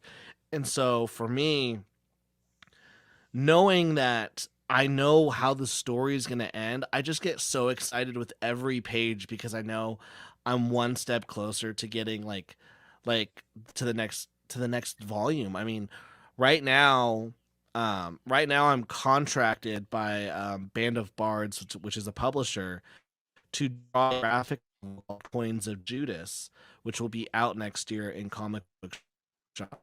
And so right now that's what I'm currently drawing, and I'm having so much fun drawing that book. It's some of my best work. It's not manga or anime style. It's very Western comic.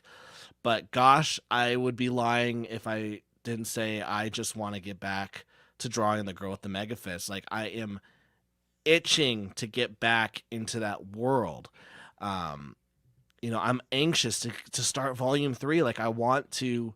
I know I already have every page and chapter planned.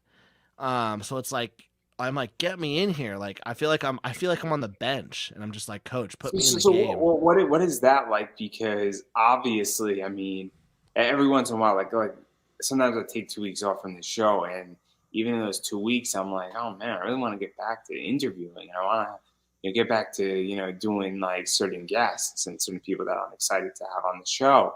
And so it's a weird feeling, and even just like even at my job, actually I like my job right now, but it's also brand new. But like sometimes in life, there gets to a point where it's just like you're excited to be doing something, right? Yeah, like I I haven't feel like it's gotten. lacking in comics right now. Like I feel like there are people who love comics and they're here, they're lifers. So they love it. They're not here just for the money. They want to make money. That's not the issue. But also they don't breathe it every freaking second. Like I breathe, my eBay business every minute. I breathe a lot of my podcast throughout the day. I'm always thinking about it. And I think that's a real problem in comics where you seem to be wanting to breathe this, 24/7. I mean, maybe not 24/7, but a lot of the day. So I think it's a problem in comics. I think there's something missing, I feel, from certain people right now. My boss, I went out, I was like I was like, today I was with my coworker and I was like, dude, I'm dying, I need a caffeine. Let's get a caffeine run real quick. And my boss, she's like, can I ride with you guys? And we're like, okay. And so she's riding with us and she's like, Tyler, what do you do for fun?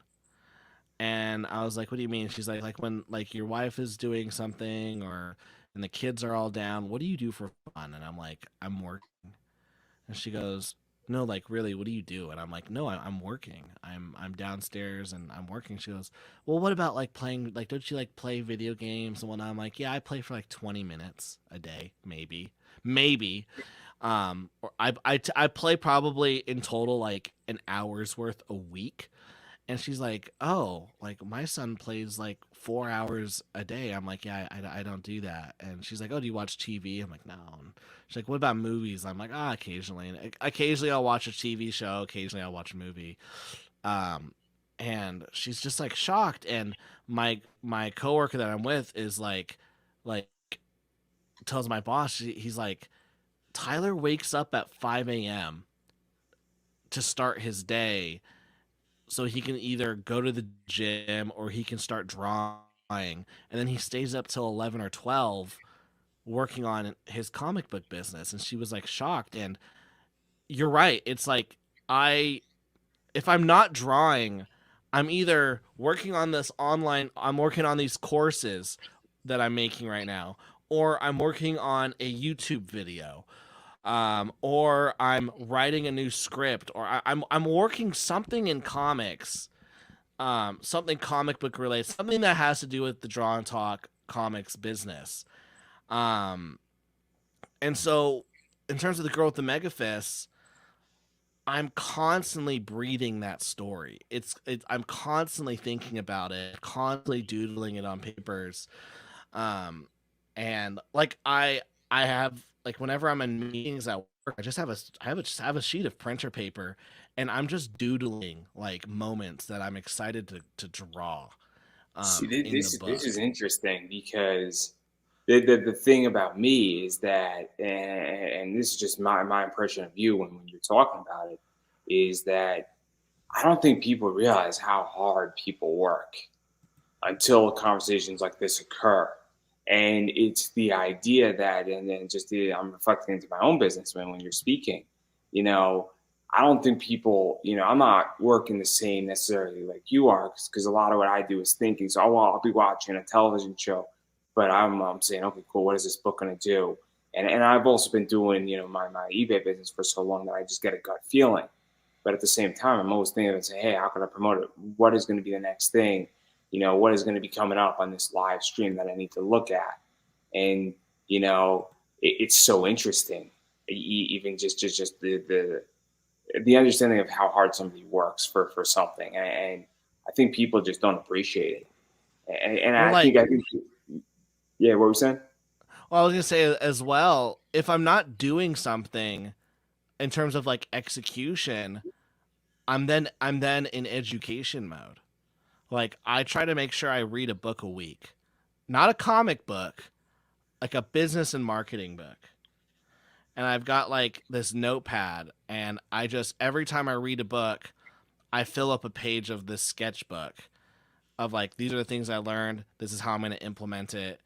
And then so I read the book on Monday and Tuesday, and then Wednesday to Saturday, it's like, okay, now how do now it's implementing it. And so I think it's another thing that is like, people, one, they don't understand the work that has to be done, and two, I don't think they realize how much education is needed for a lot of this stuff. um like, you Yeah, have yeah, yeah, to, yeah. like, you have to learn stuff. I don't think people have any idea how much information I read on stocks and on comics and on trends. I'm fortunate enough that what people don't understand, part of this show is that it gives me insight into trends. It gives me insight. Today alone, I spoke to Travis Gibb. I spoke to a cosplayer out in LA. Obviously, I think you're You talked to a. Travis Gibb? I did. I know he's a horrible human Did you being, did isn't he he? did he bring up Coins of Judas? Yeah, he's trying to get me that 50 print run in. That's Wait, it. are you serious? Did he tell you that I'm drawing it? No, no, no, no. That's He said you two are working on it. Um, Yeah, okay. I just that's what thought, he's. yeah, that's the book I'm contracted to draw right now. That's what I'm Yeah, yeah, working yeah, on, yeah. is And Coins of then it's going to Judas. be in Diamond, and then it's going to go to Kickstarter later. Uh But huh. we were talking about retail and the fact that if you want to get a retail exclusive store, it's you have to order 50 versus 250, which Uh huh. is much easier, by the way, to sell because it's less capital. For And also to sure. move 50 books is a fuck ton easier than moving 250 books. 100%. Moving 250 books is hard. I know because I move 250 books a year plus. It's hard. It's freaking hard.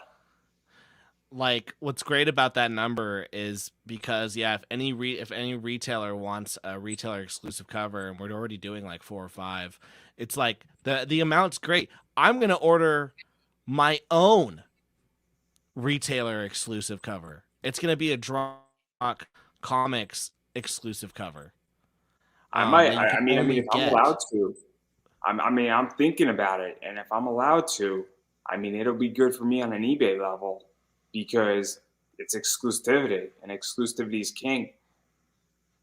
And at 50, like 50, that's a great number. And so, but I yeah, mean, like it's yeah. no, go for it. No. You. I interrupted you, so please. I was just say like so like just like with talking with talking with people. I mean, that's one benefit of like you having this podcast. You get to talk with people, learn trends, see what other people doing. I mean, that's the reason why I started my show the same way. Is like oh, I need to learn something. Hey, guest, do you want to come on my show and promote stuff? And I'm going to ask you the questions that I'm going to then take internally and then learn from.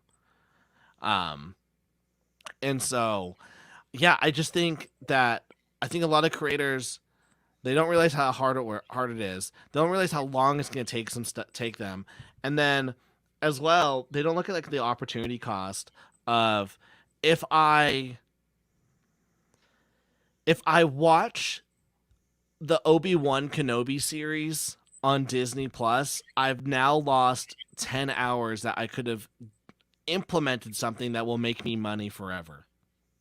So I actually have a slightly different position. So I actually just bought a scheduling app for $20 a year, right? And I've actually blocked out my time, right? And so right now, what I figured out is that on Mondays and Thursdays, I'm done. There's no way in hell because I go into my office on Monday and Thursday, and it's a 3 hour commute. So I wake up at like 6:30. I'm out of the house by 7:30. I get home around 6:30, and so I've already announced on Monday and Thursday I might as well just watch as much television as I want because I'm clocked out, right? But then on Mm-hmm. Tuesdays and Wednesdays, and then on Fridays, Saturdays, and Sundays, I learn stuff and I work my ass off because I've realized that I'm not going to be effective on Thursdays and Mondays, which makes sense. So I build those in as day rests or rest days, and turns out that the other 5 days I'm superstar and I'm like Superman. Those 2 days, kryptonite is out, and I think that's important too, is to understand what days you use to reset. Uh-huh. But I agree with the thought of it, where if you're watching the new Star Wars shit and you're wasting a fuck ton of time, well, and you're doing that every night, there's no room to learn. There's not just learn, like there's like if you're like, "Oh, I need to write this script."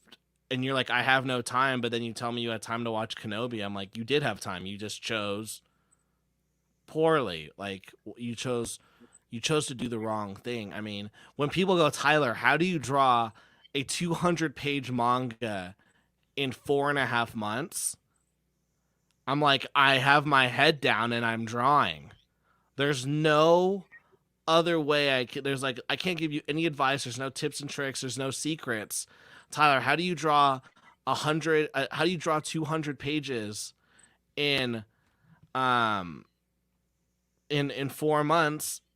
It's I am drawing. I'm non-stop drawing. I I don't mean, like. I think people don't understand. I mean, I do 150 to 170 interviews a year. It's a lot. I know people who only do one interview a week. They're like, hey, dude, how do you do 4 to 5 interviews in a week? How do you do 4 interviews in a day? And I'm like, well, I reverse engineered it. If I know that I have 5 interviews today and tomorrow, I started writing last Wednesday. I didn't watch, something on television. I was busy actually researching and writing. And then guess what? A bunch of interviews that I did were booked 3 weeks ago. So I actually had my schedule built out 3 weeks ago for this, and then next week was built out 4 weeks ago. It's like it's because I'm actually working and I'm actually doing a lot of shit. Like Mm-hmm. it's just a matter that I just put in the time. And I look, I mean, I used to watch a lot of anime. I watch maybe 350 episodes of anime in a year now, which is pretty good. I enjoy it. It relaxes me. But again, I do it on Mondays and Thursdays. And then I'll watch like 2 hours on my Saturday. And it's good, but I'm doing it out late. But come like 1 o'clock on Saturday, I'm working till like 9. And then I do my social media. I mean, I freaking build out my social media on Twitter and on Facebook, and I'm pushing shit out at like 4 in the morning for a reason. This isn't hard. I mean, it's exhausting. It's not hard. But I digress. But going back to that 50 print run, I think it's brilliant. I think it's great, and I think that I mean, I want to buy one. I might, because I mean, 50 is fantastic. It's low. It's a slow It's a print great runs. price. What? It's a great price. Yeah, I think it's a great idea too. I mean, I could find an artist I mean, the whole thing for me, since I'm not an artist, will be probably around. I could probably get it around. I mean, if I'm under 600 on it, I'll be really good for 50 of them. I'll be in really good shape. Um, and also 50, it's storage too. And I think this is the other thing too that creators don't understand is that if you're running a Kickstarter, maybe you want to have your own exclusive for outside of Kickstarter. And I think a lot of people don't understand this is that you can make a lot of money not on the Kickstarter, but in association with it. How so?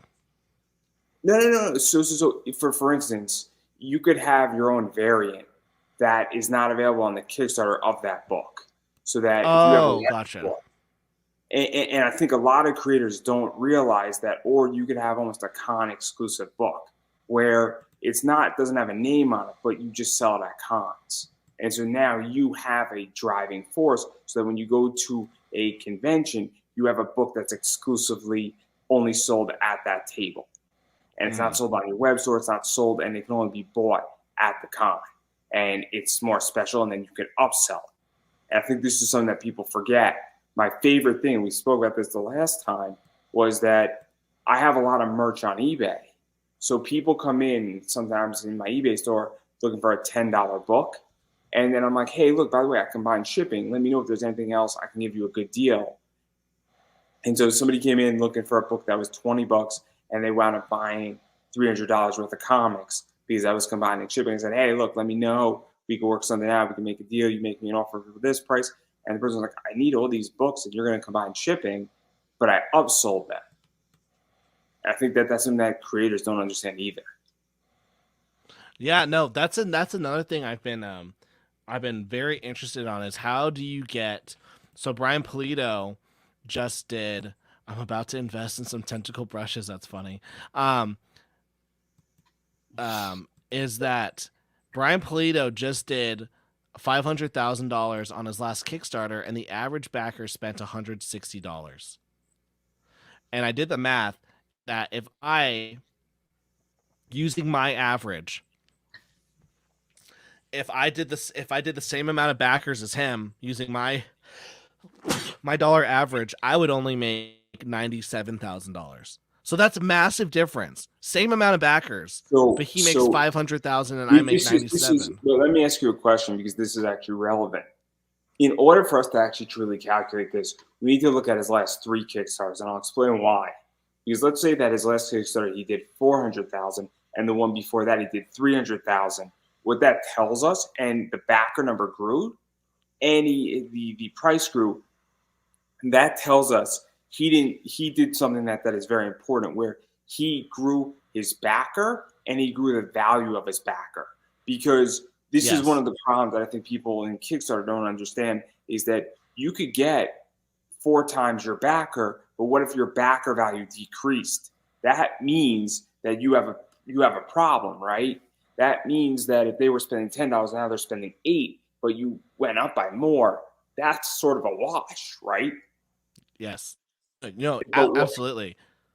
What if you have something where you grow up by 50 backers, but every backer is now spending $15 more?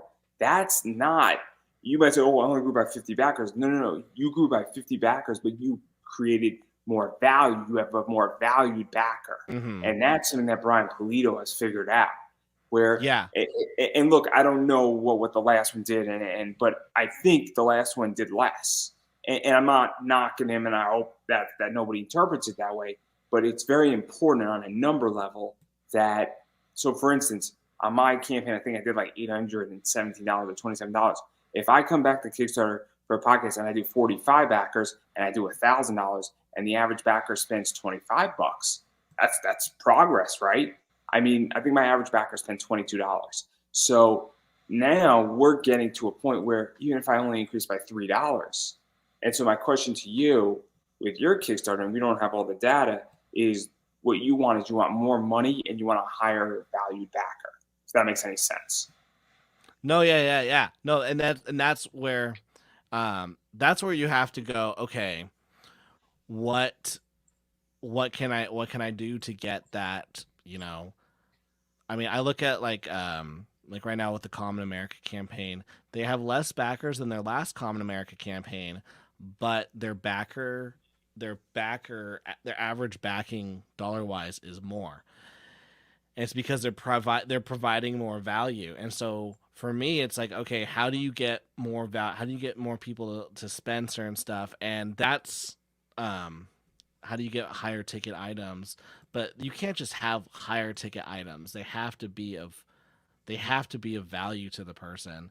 And so I think that's something that I'm definitely exploring currently, with what I'm doing is like looking at that stuff. I mean, gosh, if you can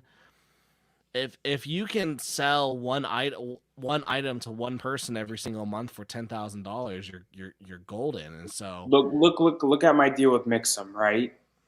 It's fair to say that I think I had like 432 YouTube subscribers. I had a sponsorship deal with Mixum. I returned them over 5 figures in sales because, again, it was a high ticket printing item, right? So I didn't need to make a lot of sales. That's why that sponsorship was golden. I got called out on it by so many people. And I'm like, you don't get it, that everybody needed printing. And guess what? I returned a huge amount of money. People are like, oh, but your YouTube shit sucked. And I'm like, you still don't get it. I found the right audience. Yes. I was in the right audience. I run a comic podcast that everybody needs printing when we're talking to indie creators, and they need affordable printing. And Mixum was a competitive price, and that 5% made a fucking difference for somebody, because when pennies count and you could save $50, guess what? People will go, especially when they're early on and they didn't exactly do what they needed to do on their campaign. Yeah, people don't realize the value of having the right audience. And I had the right audience, and it just basically told me something. And I think Brian Polito has figured something out, and I did my hat to. Now, I have never read Lady Death. It's every time it comes up, you know, I'm always in a weird situation financially. The next one that comes up, I will probably back to see what it's about. I think it's a okay product. I am impartial to it because I've never read it, so I can't give a fair assessment. But obviously, I recognize that the guy has increased his backer number and the value he kickstarts. But I don't know if his backers are more valuable or if it's both. And that's something that I just don't have the answer to, but that's easily find outable. That makes sense. Oh yeah, 100%. But I think that's the key too. I mean, if I come back to Kickstarter, my goal is, I think I did 39 backers or 38 backers on my podcast. My goal is to do 45 and to do $1,000 because, and to get that number from 22 to 25. That would be the idea. Because that would mean that I'm moving in progress, and that's important to me. And I think it's very important that's just how I view it. But again, I set small goals because I'm not looking to blow anybody out of the water right now. But again, that's how I view it. But I'm in a different boat than everybody else. But I think that's what people in comics need to really do, is they need to figure out metrics, how to measure. Oh yeah, 100%. 100%. Can't disagree with you on that. Anyway, I do want to talk about rewards because those are fun, and we got these right here. Yeah, I do like that Patreon exclusive. I mean, I'm pissed that I'm not a Patreon member. So even if you're, so I offer the Patreon exclusive covers on Kickstarter. They're just limited because, like, let's say on Patreon I only have 35 people who get it, but I have to order a quantity of 50, then I just use the extras and go, hey, they're on Kickstarter. They cost way more than what the Patreon people pay, but you can still get it. So like that Patreon exclusive cover is $45. No, it's a good one, man. It's a good one. It's definitely anime-esque. The Pink Lightning is good, in regard. And then obviously I think just the regular cover is pretty good. I'm right now broke, so I'm gonna pass on the Patreon cover, but I am You're getting good. volume 22. Um, that's it right there. Also, there's stuff digitally. So if you're the type of person that A, lives in a foreign country, or B, you're like, hey, look, I'm not too sure if this is for me, and you want it digitally, you can get it digitally.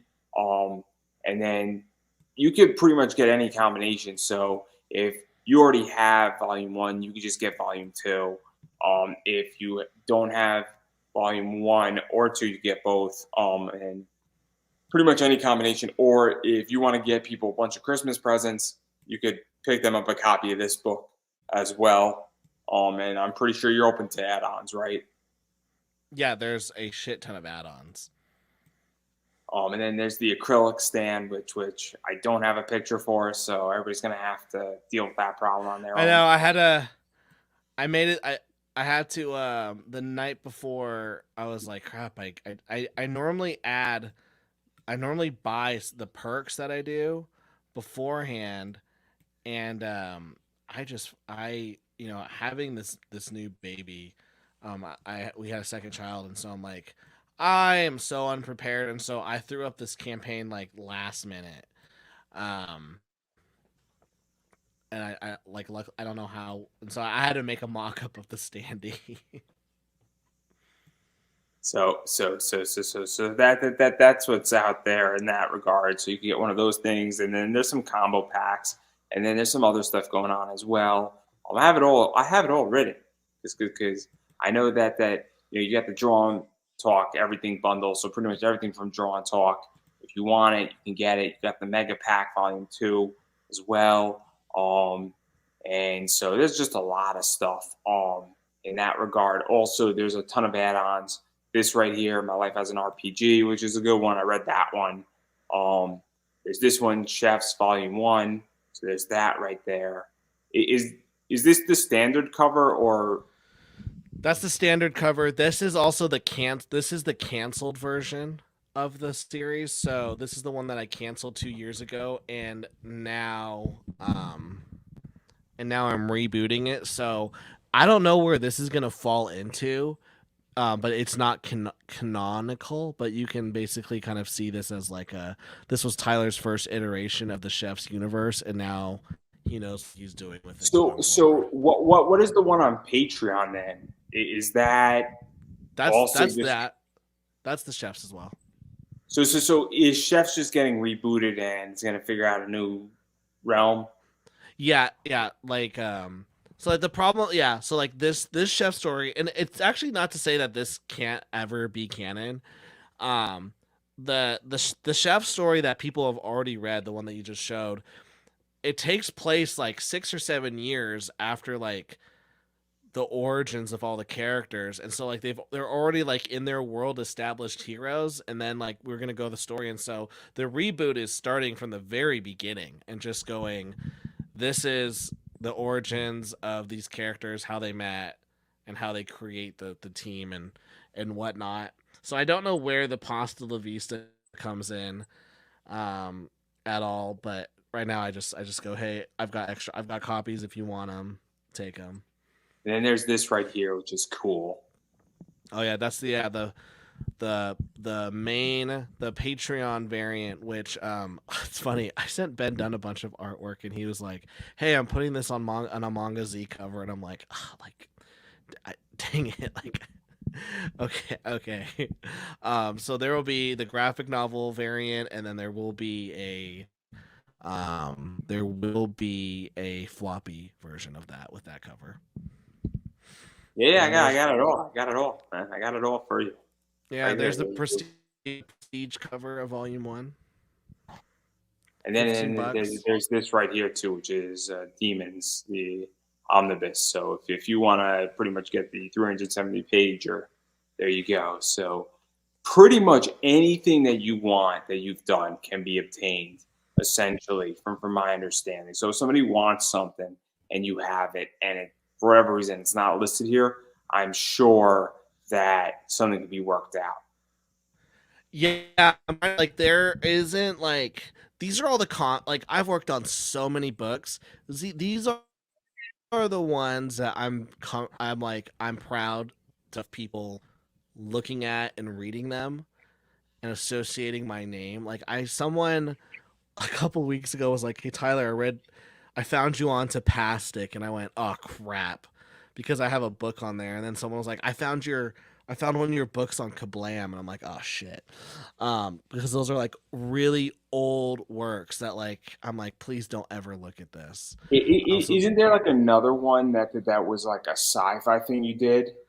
that one's an add-on too here. It's called Entity. That one's also an add-on. That's the one I might have missed. That's why I because I thought that was pretty good. And I'm like, does Tyler hate that book? Like, Oh no, you're good. You just missed. Yeah, I still like that book very much. It doesn't have that in terms of all the other books that are here right now. It doesn't have that manga aesthetic. So that's kind of right now where it's kind of in this weird.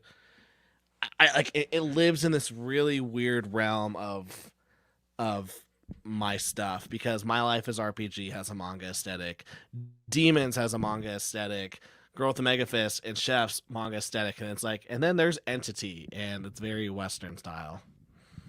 yeah, no. I might have just missed the graphic. And I was like, oh man, Oh no, I thought I saw it, and I know that I've read it because what people don't understand is that the first interview that me and Tyler did, I actually read a lot of his stuff. Now I didn't read all of the Go with the Mega Fist because, well, reading a 200-page book and along with everything else is a little bit tough. But I read a good chunk of My Life as an RPG. I've read a good chunk of Entity. I've read parts of Demons, and so that's the thing when I don't think people understand. Like, I know your books. mm-hmm. Like, I don't know Yeah, how many you people definitely know know my your catalog. books. Yeah, I know your Yeah, catalog no, too. Which you're is definitely one of the few people who know my catalog for sure. now I don't know every little freaking detail that you did from like 15 years ago, but I know the draw and talk catalog. But anyway, there's that, and then there's a bunch of other stuff too. And obviously, I know that you offer, consulting, an hour-long marketing thing. Which, if you suck at marketing or you just want the help, because I'm a strong believer that $200, I think it is, could save you 2 grand. And so if you need the help and you need the support, I think that that's an option for you. And look, it can help you if you get your brain thinking. It could get you responding. I've done consulting on podcasting for people who and it's helped and it's provided insight. And it was like a 3 hour thing when it's supposed to be an hour. So more than happy to, you know, I guess state that hiring consultants sometimes helps. Yeah, like sometimes like hiring a consultant, like like they might and sometimes it just how sometimes you'll just learn you'll sometimes they'll point you in a direction that you didn't think you needed. And so or they'll be like, "Yo, have you ever thought about this?" And then they'll go, "Oh, crap, I didn't." And then that right there could create so much wealth for you. I've spent so much money this year on books and courses and calls with people, and I'm a big believer now in just skip to the front of the line. Like, I'm okay now with like if I have a question, I'm now like I'm gonna pay for the answer.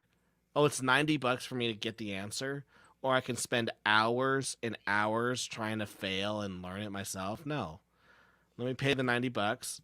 Oh, that's the answer. Sweet. I just saved myself, you know, weeks and weeks and hours of just pain and suffering. I'm That's I'm my I'm belief. similar to a degree, but again, so certain things you got to learn on your own. So, for instance, this is my whole thing with my class, right? Is I'm going to teach you the basics, and you're going to get a real idea whether this is for you or not. I mean, the question in my class is that if you need the basics, this is it, and if you really want to do this, this is the foundation. and you're gonna get it, and it's all there for you, and $40, guys. And I think but look, I need help, and at some point I'm gonna take some classes on how to build better YouTube videos and other shit, and there you go. And I'm sure I'm gonna take a marketing class or two at some point, but not right now because, well, I have an expensive bill on Friday coming, so it's gonna be. It's a nice toy, and then if you caught my last interview, you understand I have a fund opened. It's called my Ferrari fund, and I am buying myself a Lego Ferrari on Friday. That's awesome. A $450 Lego Ferrari at that. Damn. And so, if anybody would like to donate, you get access to the OnlyFans, and you can watch me build my Ferrari while drinking and pontificating on the meaning of life. Because nobody is miserable when they're driving a Ferrari. That's funny. That's funny. I mean, I'm gonna get drunk. I'm gonna be playing with Legos. I'm telling you, this thing's gonna take off. It's gonna be the best OnlyFans channel ever. Whiskey and Legos. It's gonna be the channel, guys. That's hilarious. Watch this, because I'm gonna tell you, you're gonna be like, I'm sick of nice big boobies in my face every freaking day on my OnlyFans, and you, sir, are bringing some wholesome content to OnlyFans. Legos and drinking, I love it. Yeah, I mean, it's going to be behind a paywall just because why wouldn't it be? I mean, I need to fund my purchase, so. That's so funny. I mean, I don't know if you've seen this, but this thing it's like 15 pounds, man. Like the Lego Ferrari is 15 pounds. It's not that big. Oh my God! Like the Lego Bugatti, the Chiron, that thing was like 11 pounds. The Sion, which is a Lambo, is like 12, and this thing's like 15. I mean, it's a car, dude. It's like 2 feet long. I mean, this thing's a beast. Wow, I'm looking at this thing right now. Oh, I mean, it's going to be epic. It's going to be epic. I mean, I'll pull it up right now, and I'll show everybody what we got. Because this thing's going to be epic. It's going to be so sick, and then it's going to be fantastic. I'm gonna pull it up because I need to show everybody what I'm buying because I got a problem, and this is after I do this. I'm gonna stop spending money. Here, just share my screen. Oh, you want to share my screen? Got it up. Yeah, I got it up right now. Yeah. This thing looks awesome, right? It's like the greatest episode in the history of this show. Clearly. This thing looks awesome, doesn't it, right? I'm not into cars or Legos. But this thing makes you happy. That's nuts that you build the engine. I mean, this isn't a kid's toy anymore. I mean, this is like see the blue one is the Bugatti Chiron. So that one I built that one. The green one's the Sion. So that's this one. I mean, this thing looks cool too, right? This is funny. This is awesome. They're so big. And then there should be a green one. That's the Sion, and I have that. So the green one's the Sion.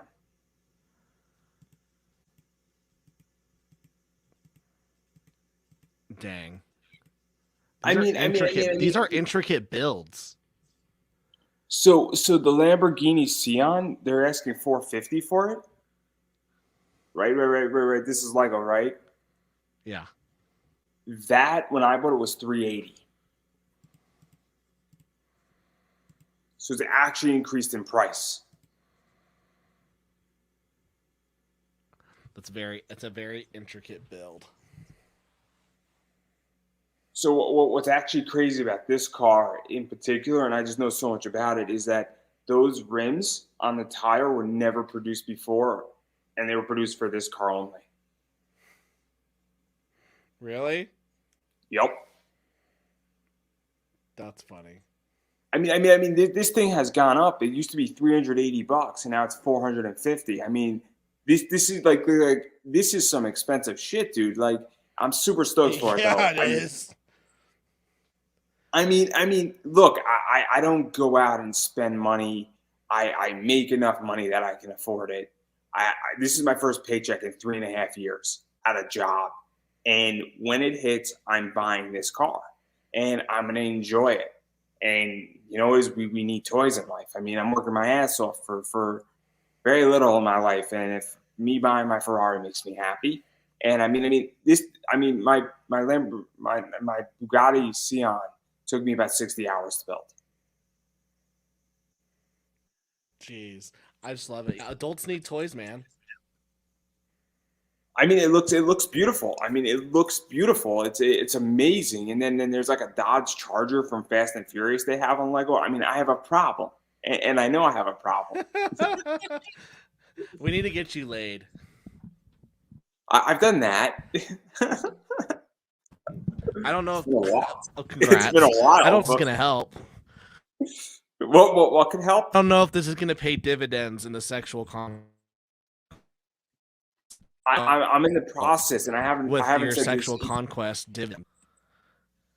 Yeah, but I'll have money, so you know that helps. I have money and I have You could be whiskey. like, "Hey, Um, girl, listen, I got money. You see my Lambo, my Bugatti. What color is my Bugatti? It's blue." And she'll be like, "Where is it?" I go, "It's on my shelf. It's on my shelf above my bed. You stare at it while we're doing it."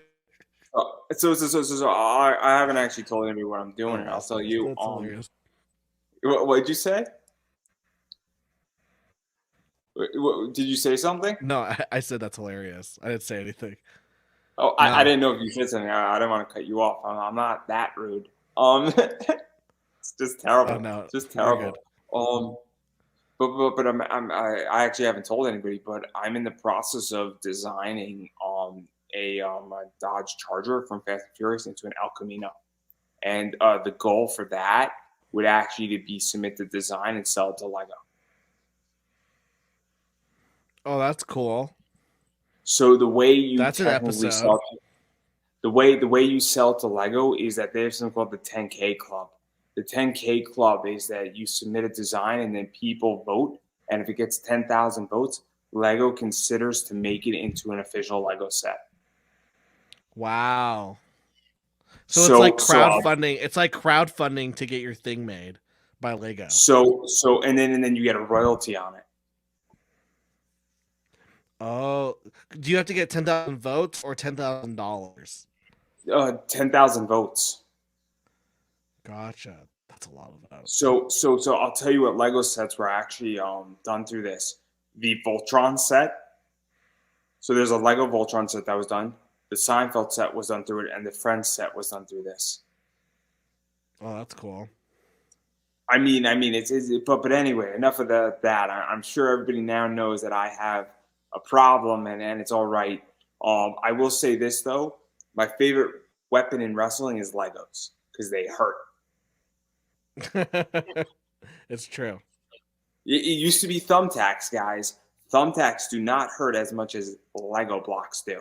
When you put somebody through a table, it's rough. If you put somebody through a Lego house, the match is over. It just is over. Is all I'm gonna say. But anyway, I do want to back out of everything. If somebody wants something from you, that's fine.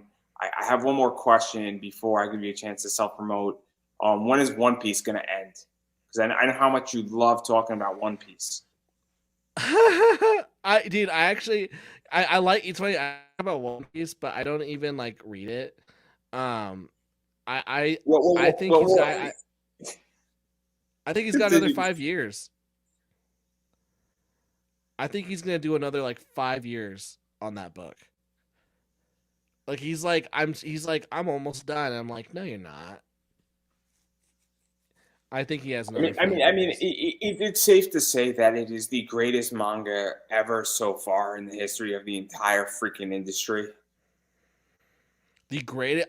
You know what? I can't get myself to read it though. Out of mostly fear. because it's so like much dedication. Me and my friend were talking about this because I told my friend that you had a One Piece video and we were talking about it. And I said watching it scares the shit out of me. Watching the anime because that's a big time commitment. Reading it, Oh, that's a from massive time commitment. yeah, I think reading it doesn't terrify me. At some point, I'm gonna read it. It's gonna take me like 3 months to read it from start to finish. Because reading a manga chapter is not the same as watching an anime. No, correct, correct. So yeah, Yeah, I think so I so think it's definitely a book that I want to one day read and be like, I did it. Um, and I you know what? I think if I was ever to do any of this stuff full time, either comics or YouTube, I think I would inevitably do a video series where I review like I don't know every volume of One Piece or every arc of One Piece. me and my friends are talking about this, and we were thinking about doing the Great One Piece Watch along, where every week you watch 5 episodes, and on Sunday you talk about it. Oh, that's cool. It's crazy. I just had the voice actor Jinbei on, and we were talking about it. So it's. I'm a One Piece guy. I love One Piece. I'm super stoked for November. The movie's coming. Is that what? One Piece, right? Is I'm that? stoked for it. Are you excited for Chainsaw Man?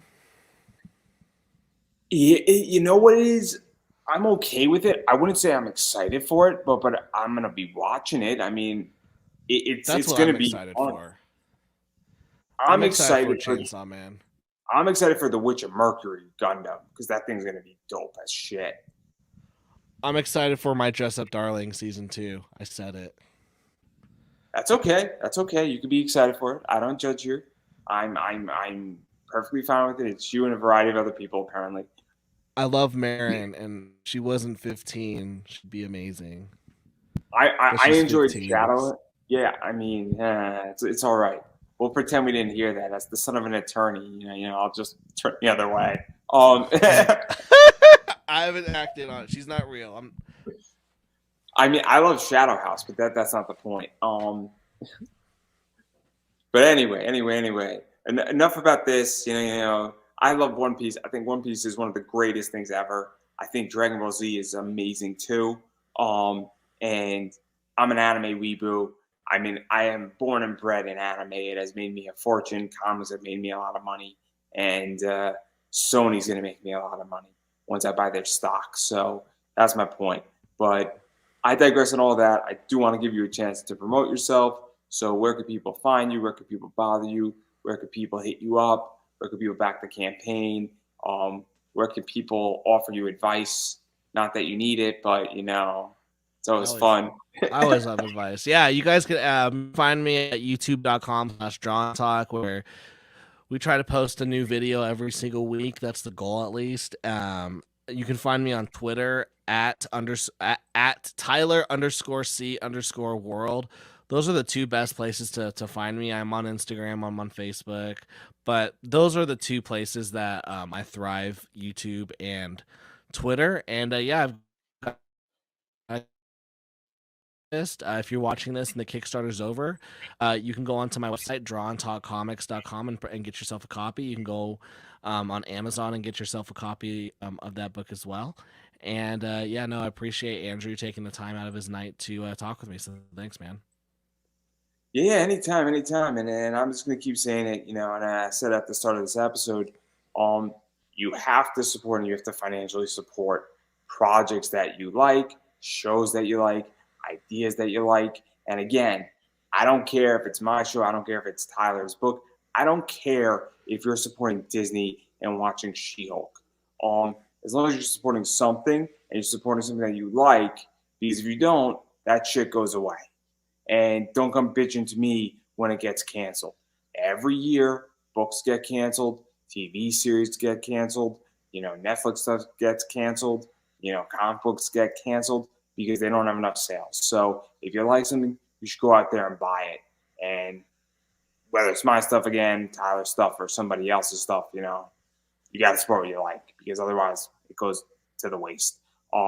as far as I'm concerned about me, obviously, I appreciate it when people buy me a coffee. It means a lot to me. I appreciate it when people send me stuff.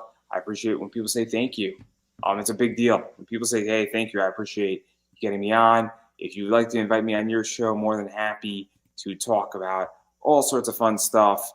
And on that note, and there's some other stuff as well. Obviously, my comic class is coming in, I believe, the end of October is the idea. And so obviously be on the lookout for that if you want to learn the fundamentals. And pretty much that's everything I got. Again, my social media is down below. It's Pop Anime Comics, so you can check that stuff out. And that's pretty much everything I got. And on that note, I'm going to give Tyler the final word. So, Guys, we're in the middle of a recession. The world's going to shit. At some point, you are going to have to take sides in your life. You might have someone, you're going to have to find like-minded individuals to group with. You're going to have to kill people in your group to show other people that you're strong and that you should be the leader. You're going to have to get skill sets that you were unprepared for. But because of this recession, the weak are going to die and the strong are going to live, but the rich will thrive. So if you're not rich but you're strong, do what you need to infiltrate the rich and take them out into the streets and take what's yours. This recession is going to kill so many people you do not want to be on the other end of it. Cold because we're going into a winter. There's 200 pages. Essentially, that's 2 days worth of kindling for a fire for $15. Joe Biden's not going to help you kindle any fire, but I will. Use my book to save your life. The end. Well, I don't think I could have topped that. And that's it. This episode. And this show is clearly going to end. I do not know how I'm going to make it through tomorrow after that, because clearly this is the greatest ending that has ever occurred on this show. And so on that note, everybody, that is a wrap.